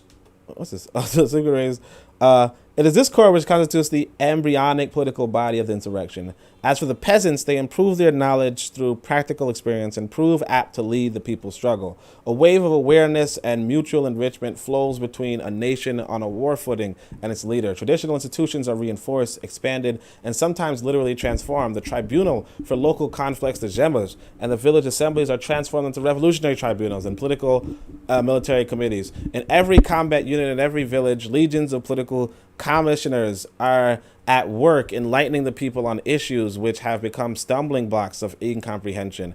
If it were not for these commissioners who are not afraid to address certain issues, the people would find themselves disoriented. For example, the militant in arms often becomes irritated at the sight of much of the local population going about their business in the towns as if they were oblivious to what is going on in the mountains, as if they did not know that the crucial operations have begun. They did not know that the silence of the towns and the continuation of the daily routine give the peasant the bitter impression that an entire sector of the nation is content to sit back and watch. And of course, that's not going to be the case. That's going to be the case. And this is the thing, like realistically speaking, although that was false flag, or it seemed like, the issue with, first, I'll tell you this, here in America, we are, people are very paranoid in America, people are always looking for what's the op, or there's, there's just a lot of paranoia, there's a lot of distrust, whether it's, of the government, we all know that, but also whether it's of other African people. So at some point last year, there was this group called the NFAC, Not Effing Around Coalition, right? Thought it was cool. Everybody thinks it was cool, but it was most people kind of thought, is this an op? Here you have a bunch of black men walking around the streets, armed to the teeth, without any military discipline, right? But just armed to the teeth. And here it is, if they were genuine, right? Although they were caught pretty quickly, but if they were genuine, right? Then a lot of people just kind of sat back and watched. You understand? A lot of people just sat back and watched. Now, a lot of people did mobilize and try to do something with them. I'm not going to say that they were just 2 people showed up. It was a large gathering of people that showed up. About 3. Well, yeah, about three. But notwithstanding that, that really is that's the sentimentality. That's the thing that Fanon is explaining. That when the peasants go about with, okay, we're going to stand up to these crackers, right? And then they see that in the towns, people are just continuing this. There's not a war going on. Going right? to work, going grocery shopping, just basic things. Acting like we're actually should be in, preparations for battle. That's what it's demoralizing. Yeah, it's demoralizing. I mean, because imagine if NFAC were genuine. And I'm not saying they were or weren't, but imagine if they were, right? And we're just online, yeah, you guys, who are you guys? What? I'm risking my life trying to fight for black people to be free, making demands of this cracker, like we're supposed to, right? And you're just sitting back commenting and critiquing and yada yada. I'm putting my life on the line, And that's what it is. That's what the peasants were doing. And that's what revolution is going to be, though. I mean, this is just preparing you for the reality that some people are going to fight and some people aren't. Like I said, I think I said it yesterday, right? Some of the Americans fought against the British and some fought for the British and some didn't do anything. Some didn't care. Some were just sitting back. How you see, with the civil rights movement in the 60s, you see every old head was oh, we used to fight, but were you actually there or were you the ones?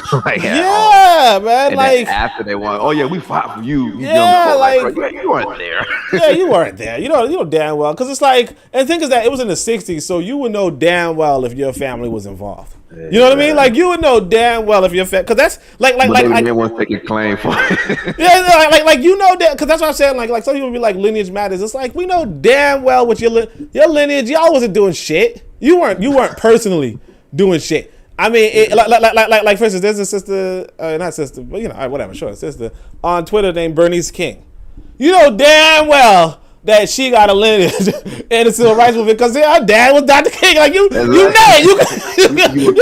She's that's royalty, basically. She be posting stuff my dad said this, and you're oh, you know what, your dad did. Other people be yo, my dad said this. Your dad didn't say shit. Your dad was the one who threw an apple at Dr. King, man. Stop playing, man.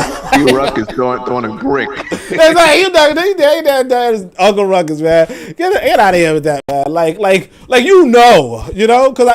Because I got family. I got family. Shabazz, right? For Malcolm X's his daughters. Yeah, you know that. That's what I'm saying. I know the people in my family who have been about that activism. And I know the people in my family who haven't been.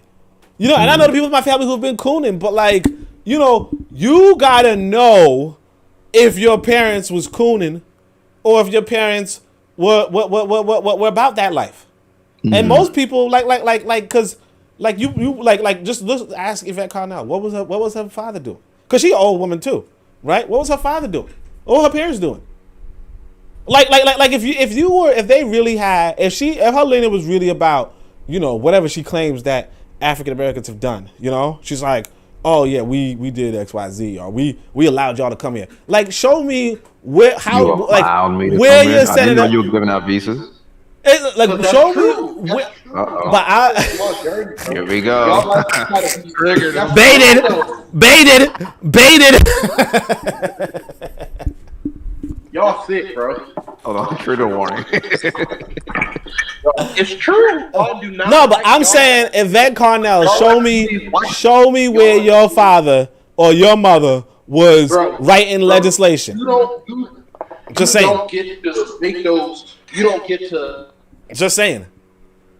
So we're gonna act like no Caribbeans or African immigrants. Exactly. We're acting like Kwame Ture. We're acting like Kwame Ture, the leader, one of the leaders, the person. We're acting like Kwame Ture ain't do nothing. You know? That's one individual though. That's several, bro. It's like 1 to 10. Marcus Garvey from Jamaica, bro. Stop it. Stop the cap. Even if it was, he didn't get nothing popping in Jamaica. He came to the United States, and he said it himself. He couldn't get start a whole international movement, but he didn't do nothing right. Tell the truth, bro. He said it in his right. I see you ain't familiar with the man's writing. He said, I couldn't get squat popping in Jamaica, and he came to the United States to get it popping. So let's not forget. See how y'all evil, bro. We're evil now. Right, I'm saying? He didn't want to. He a baby killer, and he going after evil.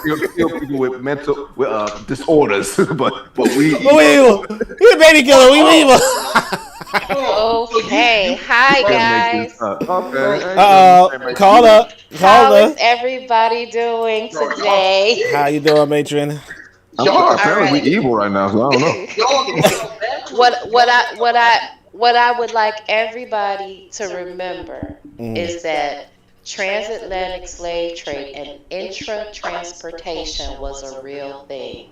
So that means although the transatlantic slave trade stopped, every slave that was a part of an uprising was sent up and down the river from England to the Caribbean, from the Americas to the Caribbean, because they were trying to put those people in a place where they could profit off of them, and they would not, continue to have uprisings in the mainland to impact the rest of the slaves. And that transportation was a part of the slave trade for the entire time it existed. Mm-hmm.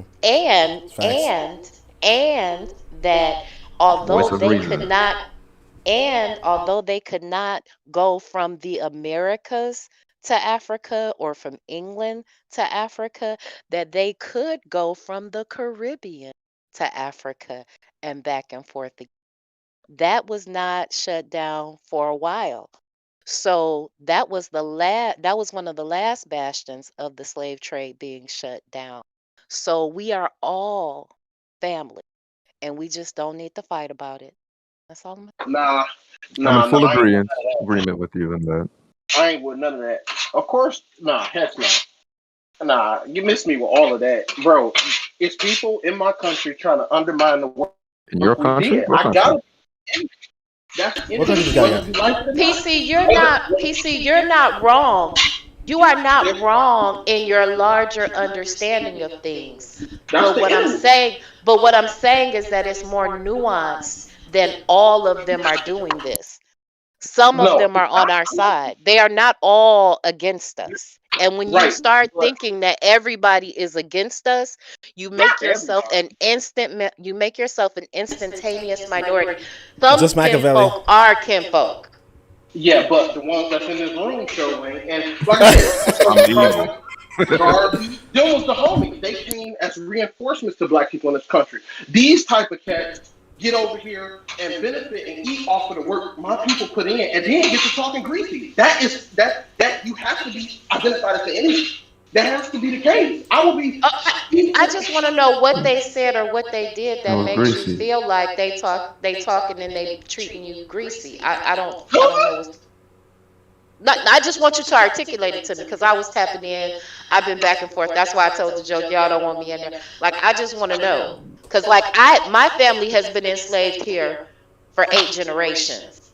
I know the name of the original slave from Africa. I don't know where she came from because they had the boat log, but the boat made many stops. Her name was Julia. Okay? The year was 1754. So I would like to know what you're talking about when you say that they talking to you greasy. I want to know what you're talking about. Listen. Jeopardy music. I'm sorry, I'm trying to cook at the same time. So, of course.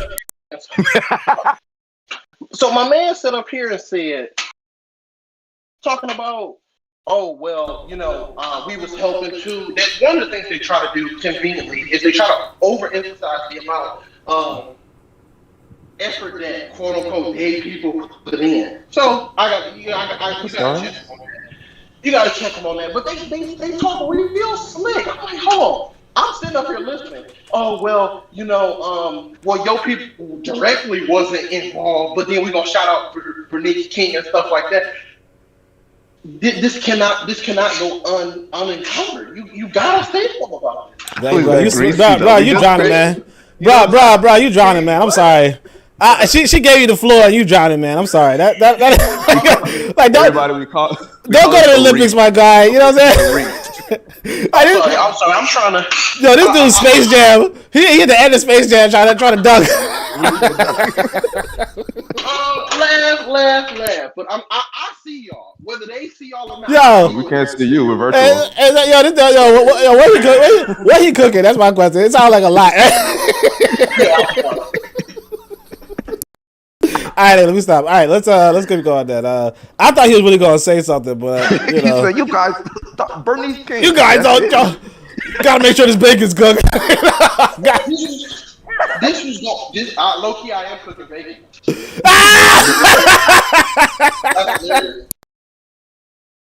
We know, man. We know you looking. Of course, bacon. Of course, it's swine.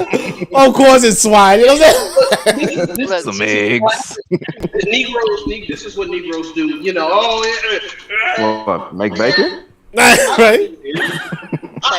Elijah Muhammad. Eat to live, my guy. I ain't mad at no black man that's cooking pig. I'm just saying. Even though people had it, I ain't mad at no black man that's cooking a pig. I know you not. PC, are you gonna die on a hill of bacon now? Is this what we doing? I'm just saying. He wants to attack you for talking about his bacon. You can't make this up, bro. Yo, they greasy. Nah, what's greasy is that food you eating. What's greasy is that food you eating. Well, we gonna see. All right, anyway. What, the grease? I know, right? We gonna see the grease, man. Yo, this dude throwing us over the grease, man. Of course we gonna see the grease, man. But you know, you can put a picture. Make sure you put it in paper towel.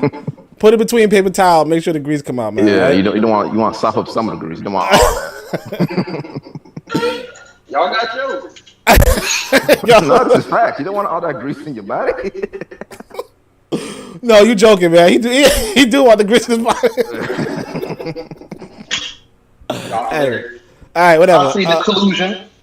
Nah, ain't no collusion. I'm on your side, man. I don't know about this. I don't know about Machiavelli, man. I'm on your side, PC. I'm evil, remember? You said what? I'm evil. Yeah, exactly. Evil, you know? All right. It's all the same, you know? The task of the political commissioner is to nuance their position and make them aware that certain segments of the population have their own specific interests which do not always coincide with the national interest. The people then realize that national independence brings to light multiple realities which in some cases are divergent and conflicting. At this exact moment in the struggle, clarification is crucial as it leads the people to replace an overall undifferentiated nationalism with a social and economic consciousness. The people who in the early days of the struggle had adopted the primitive Manichaeism of the colonizer, black versus white, Arab versus infidel, realize en route that some blacks can be whiter than the whites. Some blacks can be whiter than the whites, and that the prospect of a national flag or independence does not automatically result in a certain segment of the population giving up their privileges and their interests. So, you know, you realize that while you're talking about black versus white, you still have black people who are kind of white in the head. And notwithstanding that, after independence, they're not going to give up the privileges that or their interests that they had before. And of course, you know, you have to understand that, you know, who really wants to become independent and lose privileges and interests? You know, the idea you're gaining some new privileges, but if you're going to lose them, then what's the advantage or incentive for you to agree with those? Yeah, exactly. I asked this question, I think yesterday. Yeah, I asked this question yesterday about who, like, if you had a buddy who was like a lumpen before the war, but you're fighting for liberation or whatever, and then they like, their desire is land because they're lumpen. They desire land. And eventually they win. Who do you give this land to after it's all said and done? And I mean, you have multiple options. But let's say this person, this lumpen, like the lumpen, the reality is this, that a lot of people probably wouldn't give the lumpen any land. You know? But here's the thing. You're landless before the war. And then after the war is done, it's like, hey, you don't actually have any skills. You know? So you're landless after the war. You know? Or you might go into another world where it's like, oh, you're landless before the war, but notwithstanding the fact you have no skills, you fought bravely and courageously for your nation, now you have some land. And here's the issue. You don't have any damn skills. So while that land could feed, let's say 100 people, right? Or yeah, let's say not much land, but let's say it could feed 50 people, right? It's now feeding 2 people. You know, that's a problem, especially on a wider scale. So, you know, that is an issue, and that's a reality that we have to realize, that you want independence, you want a war to benefit the participants.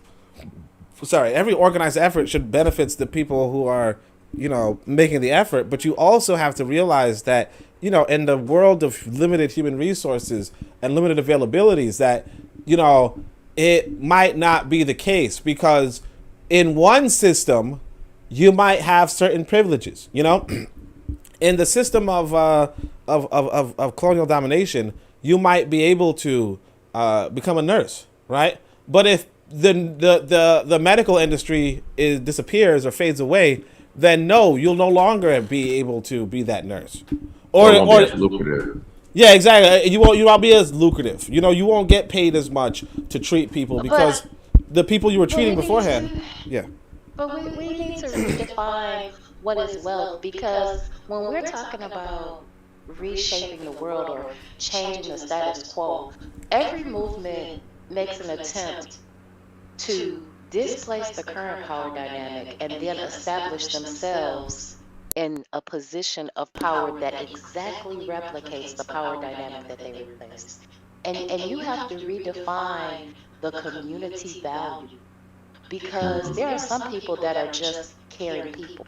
There are some people that don't want to live in a mansion. There are some people that don't want to drive, what is that, a Bugatti or whatever. There are some people, they don't want those things. There are some people that just like to make beautiful clothes. Like there are things in a society that we place quote-unquote value on, because that quote-unquote value generates money, and money becomes necessary to continue to establish value. But if we are looking at a real movement or a situation where we are trying to establish a new order of things, and we want things to be more fair and equitable, then we have to get rid of the high level of money consciousness that we have. Trade used to be like a sport versus something that established their dominance and place in the world. You said trade? Trade. Oh, okay. Yeah, like business. Yeah, well, that's the thing. So, but like, we have to be. That's the issue. You have to, like, what that takes is really damn good leadership. Okay, to create a totally new system, a totally net new economic order. First off, it requires somebody to think of something along those lines. But on top of that, you have to execute something along those lines with a population of millions. You know, think back at this evolution thing we were talking about, and how I said like one individual has to survive and thrive in an environment of individuals who are completely different, or who are different, who do not have that social advantage, that social difference that they do. And that one individual has to, if it's an advantage, that one individual still has to propagate in such a way that it becomes the majority, so that we can say, oh yeah, that's where people with white skin are. Because remember, when white skin first shows up, it shows up in one individual. You understand? It shows up in one individual. It doesn't show up in thousands of people. It shows up in one individual, and then the whole continent of Europe is filled with white skin eventually. So at one point, it was all black people there. Obviously, if there's nobody with white skin, then obviously the first person with white skin, but then that person propagates and propagates and propagates, eventually replacing the black population there because it's cold. You know, they probably could navigate without developing rickets. You know, they can hunt during certain hours without, you know, as much difficulty. But that's the issue. So you might have this good idea of an economy, an economic sense, but if you do not develop the consciousness of people to where that point of a different and new economy, then it won't work. Because it, realistically speaking, let's say you said somebody wants to make good clothes. You can want to make good clothes all you want. You would need to get fabric. And how are you going to get fabric? Somebody's going to have to, you're either going to have to make it, or somebody's going to have to bring it to you. So either you're spending all of your time foraging for fabrics, right, and then making clothing, and you're spending all your time doing this for what? What is the compensation behind making a bunch of good clothes? What do you get for that? You're neglecting your eating, you're neglecting the food, you're neglecting so on and so forth. So what that means is that you have to exist within a community that has a surplus of food to the point where they can excuse you going around in the forest or going around wherever foraging for different materials in order to make clothes. So you have to, it's a completely different economy. You can't be this economy of individuals. You have to be an economy where you are allowed to survive on the basis of weaving and making clothing out of material that you have to gather, a material that's usually the real world is going to be expensive. You know, it's going to be tasking. It's like you know, this brother was telling the story about, and this is something that people in Africa are familiar with, where if you want water, you have to go down to wherever the well is and get yourself a bucket and then bring that water back to your home. You know, that is time consuming and costly. Now, obviously you can make a child do it. That's true. But the reality is that somebody has to bring water from one area to another area. That's physical labor that, not complicated physical labor, but it's physical labor that has to be done. And the question is, are people just going to do this for other people for free for nothing? You know, oh, I'm thirsty. Okay, your neighbor is going to get up and go get you some water. No. I mean, maybe, possibly, but you have to establish relationships. You have to establish an economy where it's like, yeah, I'm going out to go get some water. You at least do something for me. Watch my kid or whatever, you know? Like when you're eating food later, you know, you share me a plate. Something. It has to be something more advanced. And that in itself, you have to be able to communicate that sort of economic system to a larger scale, because if it's just in your head, it might as well not even exist, because it's not going to. Yeah, I think we mentioned it last week on one of the streams. I think that's where a lot of the early independence leaders and purveyors failed, is in that they were so focused on, you know, just gaining the independence for these African nations without fully delving out a plan, a systematic plan that incorporated our own values, our own systems, our own objectives, instead of just adopting our colonizers' systems in place. Yeah, but that's the thing. It's like, oh, yeah, Matron? No, I was just gonna say, and the reality is this: you can throw out the system, but use the same implementation method. Sure, I agree. You know what I mean? Because their implementation method was effective. And exactly. And so you have got to. This is what I mean by a broken clock is right twice a day. That's something they definitely got right. And we can use their implementation method without using their system. Mm-hmm. Yeah, but I mean, again, it all becomes complicated. Let's say you want to use these roads, but the road gets damaged. Who's repairing it? You don't know. I mean, not you don't know, but who's repairing it? If you don't, like, during the colonial period, they would force. Let's say they would force black people to go out and repair these roads. Like you have a chain gang of enslaved Africans. If you get rid of these chain gang, which is a good thing, get rid of it. Now who's fixing these roads? If the government doesn't have enough money, doesn't have the capital to have street repair, those large repair vehicles, or the tar or whatever, if they don't have that, then guess what? You have a road full of potholes. More and more roads full of potholes. And this is something that you see in like black neighborhoods today, where black people are complaining, hey, we got this pothole for the last 5 years and it's never been repaired, and blah, blah, blah. And of course, eventually some white boy comes along and repairs it. And they're all, yeah, woohoo, agitation works, whatever. But the point is that if the people, 10 years. Yeah, exactly. But if the thing is that if people are not repairing their own roads, if they don't have any systems, they don't develop any systems to repair their own roads, the reality is this, that without that government coming along and repairing it, it won't be repaired. And if your governments are weaker in Africa, which they are, right, for the most part, then yeah, you're gonna have rows of potholes. And like there's this video of what's going on in the Congo. The guy's extracting a whole bunch of wealth at this mine, but on the way to the mine, people are losing their lives. Yeah, they're losing their lives driving on these terrible ass roads where they, like, the one wrong turn and you will fall to your death. It's that bad. But now, of course, you would want this individual to invest their capital in a better road, and that would be nice. But the people there can't. Sure. And of course, do they feel the social obligation to invest the little wealth that they might be scraping together in order to that? No. Anyway. Well, I mean that comes into place of what, because the component of building a nation did come with that philosophy, the education system that you start with, what you're instilling, what principles you're instilling in your youth that they will actually grow into, that having that self-reliance or that obligation to help their other man in that regard. Yeah, but that's exactly, and that's why the breakfast program was such a dangerous thing, because they were literally feeding kids.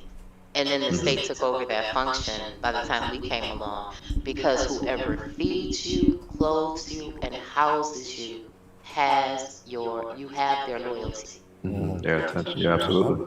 That happens. That's why I feed myself. All right, now I'm just all right. Anyway, the project national flag. So black versus black, blah blah blah. Realizing the route that some blacks. Now, BC got all that. All right, whiter than the whites. You guys are dirty. You guys are evil. All right.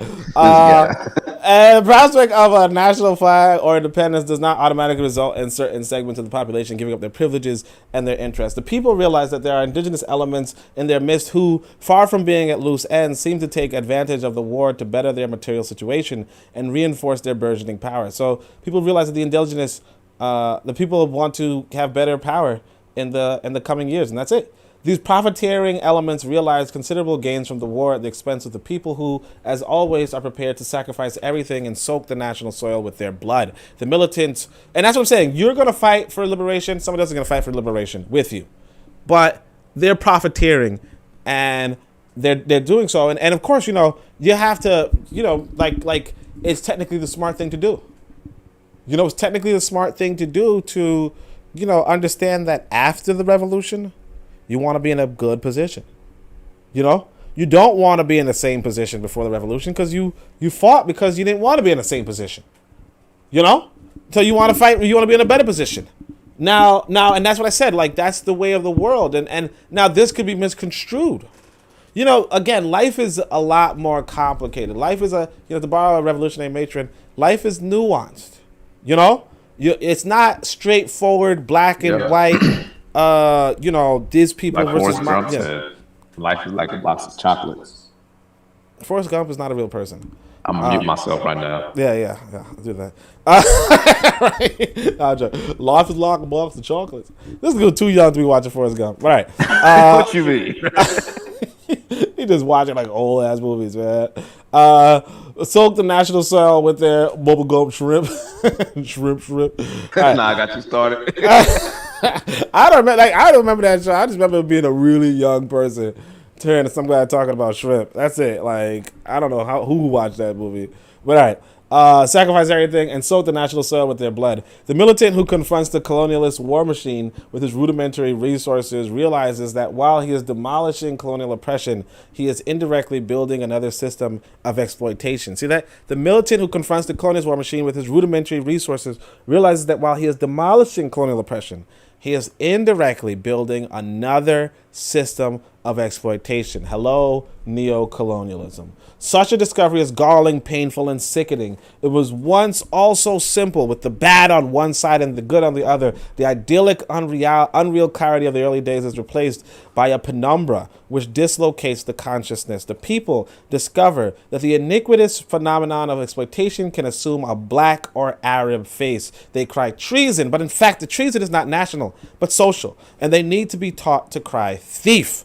On their arduous path to rationality, the people must also learn to give up their simplistic perception of the oppressor. The species is splitting up before their very eyes. They realize that certain colonists do not succumb to the ambient climate of criminal hysteria and remain apart from the rest of their species. Such men, who were automatically relegated to the monolithic block of the foreign peasants, condemn the colonial war. The scandal really erupts when pioneers of the species change sides, go native, and volunteer to undergo suffering, torture, and death. So he's talking about this. And actually, somebody put this on Twitter the other day. Or actually, I think today maybe. But they were like, one of the problems is with black people, but make black people go a little further, is when they say not all whites, you know? And this is what Fanon is saying right now. Not all whites. He says it really creatively and with so much floral language that you might actually believe him. 99%. Is that okay? Is that cool? What do you say? It's about 99%. Is that okay? Well, I think Muhammad Ali said it when he said, you know, if there's like 10,000 snakes outside your gate, and 5 of them aren't poisonous, are you going to let them like garden snakes? Like, yeah, he's like, 5 of them aren't poisonous. Are you going to open the gate for the snakes? No. You know what I'm saying? I'm getting my blowtorch.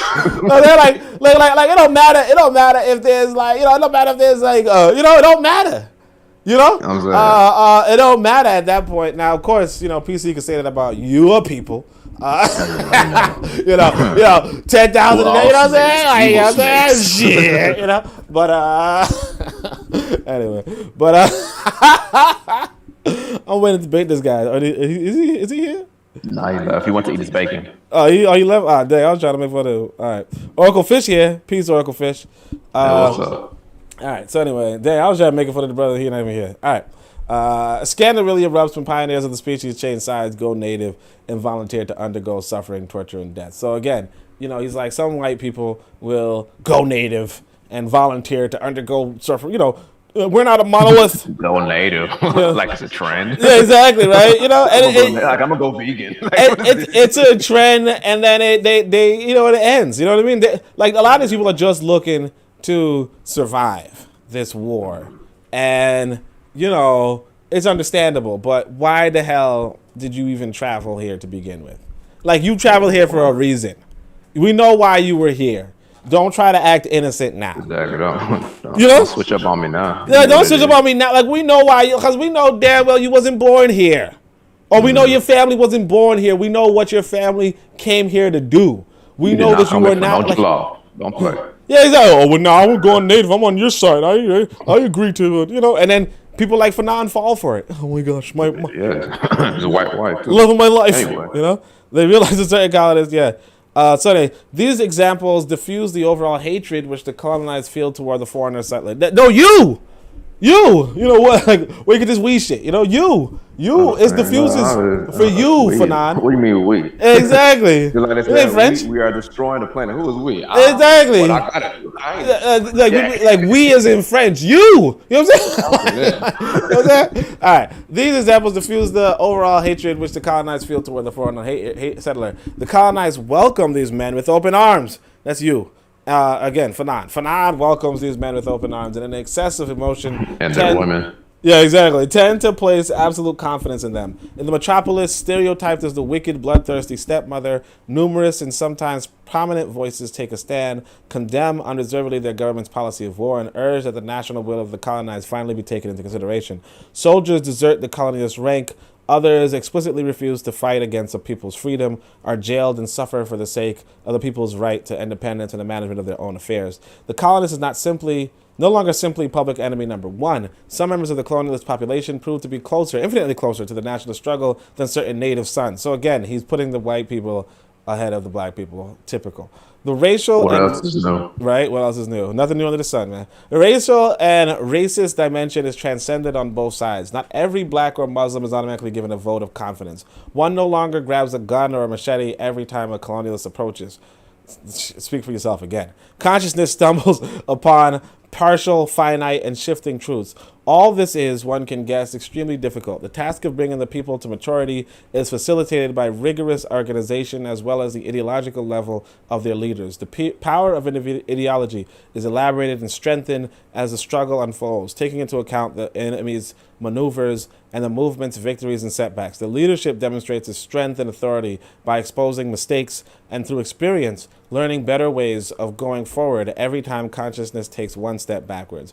Every regression at the local level is used to take the issue up in every village and throughout the network. The insurrection proves to itself its rationality and demonstrates its maturity every time it uses a specific case to advance the consciousness of the people. In spite of those within the movement who sometimes are inclined to think that any nuance constitutes a danger and threatens popular solidarity, the leadership stands by the principles worked out in the national struggle and in the universal fight conducted by man for his liberation. There is a brutality and contempt for subtleties and individual cases which is typically revolutionary, but there is another type of brutality which surprising resemblance to the first one, which is typically counter-revolutionary, adventurous, and anarchist. If this pure total brutality is not immediately contained, it will without fail bring down the movement within a few weeks. The nationalist militant who fled the town, revolted by the demagogic and reformist maneuvers of the leaders and disillusionment by politics, discovers in the field a new political orientation which in no way resembles the old. This new politics is in the hand of cadres and leaders working with the tide of history, who use their muscles and their brains to lead the struggle for liberation. It is national, revolutionary, and collective. This new reality, which the colonized are now exposed to, exists by action alone. By exploding the former colonial reality, the struggle uncovers unknown facets, brings to light new meanings, and underlines contradictions which were camouflaged by the reality. The people in arms, the people who struggle enact this new reality, the people who live it, march on, freed from colonialism and forewarned against any attempt at mystification or glorification of the nation. Violence unknown, perpetrated by the people, violence organized and guided by the leadership, provides the key for the masses to decipher social reality. Without this struggle, without this praxis, there is nothing but a carnival parade and a lot of hot air. All that is left is a slight readaptation of few reforms at the top, a flag, and down at the bottom, a shapeless, writhing mass still mired in the dark ages. So yeah, that was the chapter. That's page 96. So that's actually the conclusion of the reading for today. But yeah, that's him. You know, obviously he gets a little more dramatic. Kofi wrote down 8 U.S. members are crazy. Yeah, they're pretty crazy. Facts. But what you there, Kofi? You speaking facts today. Well, I mean for that. Look right? Dang, bro, what's wrong with you, man? I thought you liked pizza. Nah, I remember you talking about Evo.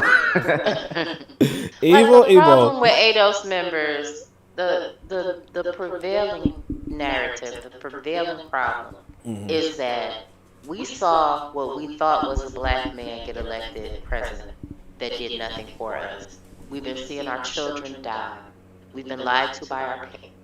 And there are a lot of things that we don't even understand about how the world works, because unlike other people groups, the entirety of the American dream is the world lens that we have, and that's being continually and consistently broadened, as people my age and older, or a little bit younger, are starting to say, no, this is not how the world works. Like, there are whole other paradigms and perspectives of the world, because parents, like you guys talked about the fact that some parents were not a part of the civil rights movement.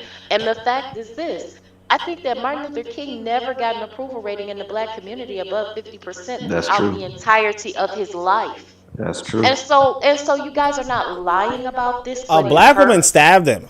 Like a black woman stabbed him while he was in New York. It's crazy. Right, but like these realities hurt. They're even kicking him out, like the Baptist convention or something like that too. But as African Americans, how is that compared to a stabbing? Hold on a second. Well, how is that compared to a stabbing, man? Like, I'm like, he got stabbed. He got kicked out of the church too. He got stabbed. I'm trying to agree with Revolutionary Matrix saying is that his approval rating in the community wasn't high. That's what I'm saying. Like, he was trying to. We know he was a pastor initially and all that too. Yeah. Well, still a reverend. But what were you saying, sister? Right. And so these things hurt, okay? And there's no appropriate mechanism to process these emotions. But you're getting the backlash of people that are in pain and that hurt, that they've been seeing things go on, but the veil, the cognitive dissonance, the belief in the fact that you might maybe one day get a chance to be the rose that pushes up through the concrete, the idea that the American dream can yet be yours, all of these things for the average African American, okay, are things that are being cracked. And whenever you're cracking somebody's reality down to that foundational level, like, my parents never told me this. I mean, my grandma and them told me some of that, but my mama didn't really let me hang out with them, right? Because somebody in my genealogy was either a dope dealer or a dope user, and somebody was a drunk, and somebody was sexually abusive, because they were working out all of the social ills of American society and all of the remnants of a slave culture at the same time. And so you're dealing with a people that feel hurt, that feel dejected, and this is why profiteers and pimps and pimpstresses and the LGBTQ and ABC, FBI, ADO, FBI, all of those people are preying on an emotionally fatigued and an emotionally fragile people, when they really just need compassion and understanding, because it's a lot of stuff that they don't know. It's a lot of stuff that I didn't know. I am one of those people. I listen to the ADOS stuff. I tuned into Tony Talks a few times. I tuned into Yvette Carnell a few times. I didn't listen to Tariq Nasheed. And that's just a preference. But there are a lot of people out there in the pro-black, pro-African American sphere that I've listened to. But at the end of the day, I got to look at where they came from and what they're doing and what they're really saying. And this goes back to a fundamental thing I said about Gandhi, and I'm going to say this about all other leaders, or whether it's Gandhi, King, the Markles, whoever.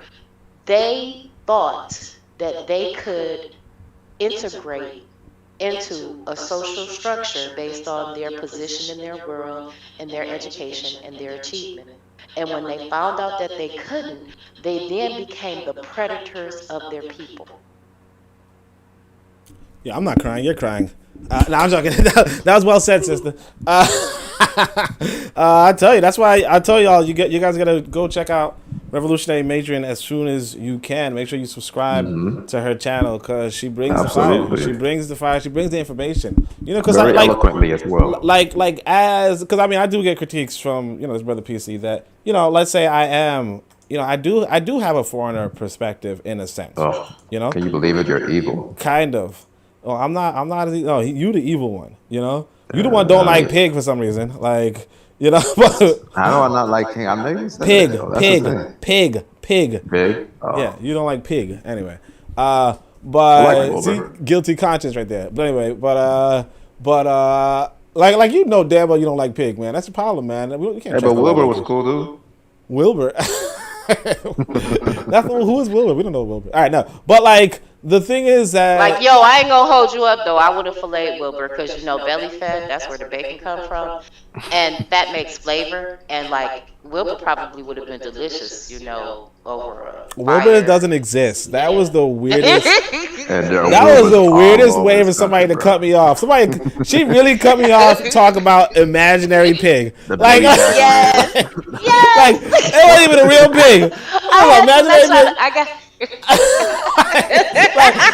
can understand it was a real pig. She's talking about an imaginary pig. You can't eat Wilbur. That's a children's story. Come on. Okay. All right. And first off, who would eat a talking pig? Like, really? He wasn't a talking pig. He didn't talk to the spider? He talked to Charlotte, but he wasn't like talking to humans. That's what I'm saying. So what is Charlotte? Oh wait, talking about a spider. Arachnid. Yeah, but he's talking like you're he's clearly thinking about Babe. Thinking about you. I know he could talk because no. If he's talking to a spider, that's actually phenomenal. You know, that's amazing. That's animal talk. I don't know. You said what? Like on Animal Farm, talk. All the animals talk to each other too. You think they talk to each other? In Animal Farm, they had to. Oh, Animal Farm. Oh, the book. Yeah. Jungle Book. Lion King. That's what I'm saying. I'm not gonna eat an animal that can talk to other animals. I guess I probably would. All animals. So you're a vegetarian. Sure, you talking to the wrong person. That other dude is. The dude eat everything. I'm on a seafood diet. You know what I mean? I'm on a seafood diet. If I see food, I eat it. You know what I'm saying? That's it. But anyway, but yeah. No. I mean, I guess so. Yeah, but I mean, so the pig never talks to the girl.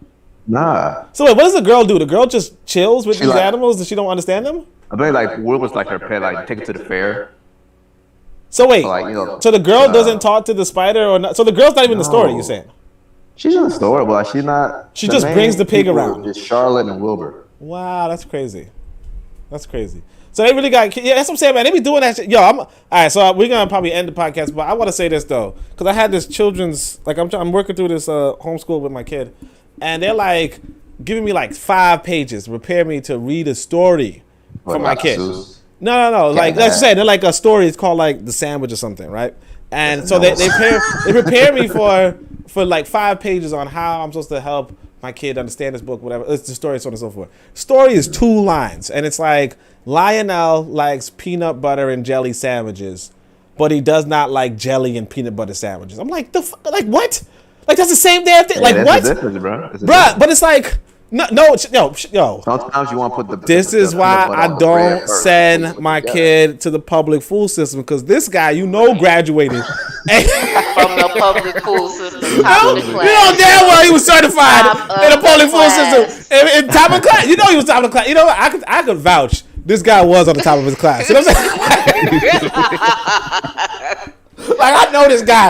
He was on the top of the class. Because don't nobody with no damn sense gonna think a peanut butter and jelly sandwich is different from a jelly and peanut butter sandwich. You know what I'm saying? But somebody. He explained it too.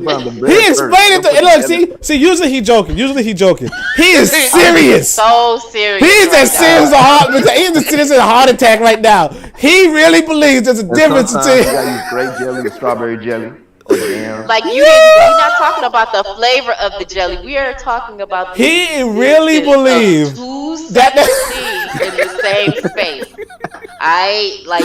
He really believes it. I'll tell you, this is why.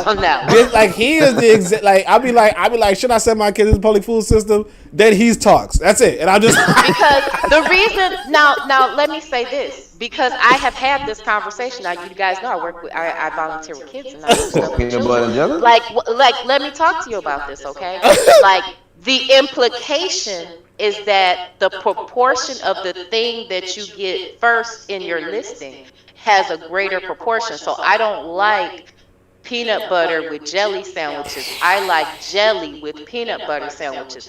I don't like coffee with cream. I like a little with coffee? Cream in my You know what I'm saying? Like you like cream with go coffee? Through that because they are reading it like like if you look at the ingredients list, only the public food system. I'm telling you, only the public. But that's what it is. That's what they're doing. They're training them to think about the world. Think about no. damn nothing. You know. Sir, would you like a peanut butter and jelly sandwich? No, I don't need those. But can I order 2 jelly and peanut butter? A jelly and peanut butter sandwiches, right? Like, what are you talking about? I thought you said, okay, you know. It's like your man PC eating bacon and eggs instead of eggs and bacon. You know what I'm saying? No, I don't eat eggs and bacon's for girls, man. Bacon and eggs, though. Anyway, let me stop. All right. It sounded like the boy. He turned into that homie trying to hunt people down. You heard him, right? He's like, all right. He's like, all right, family, I got you. He's like, I got a certain series of skills. You know what I'm saying? But all right, fam. Thanks so much for everybody listening. You know, best of luck. And next time we're gonna continue the book. You see, we've already done 2 chapters, so you know we're moving. How many more chapters left? Shit, I don't know, but it's 240 pages. So we went down. We did 100 pages. Yeah, we did 100 pages. So we're good. But all right, fam. Thanks so much for listening. And of course, I'm gonna tell everybody, Shamiam Hotep.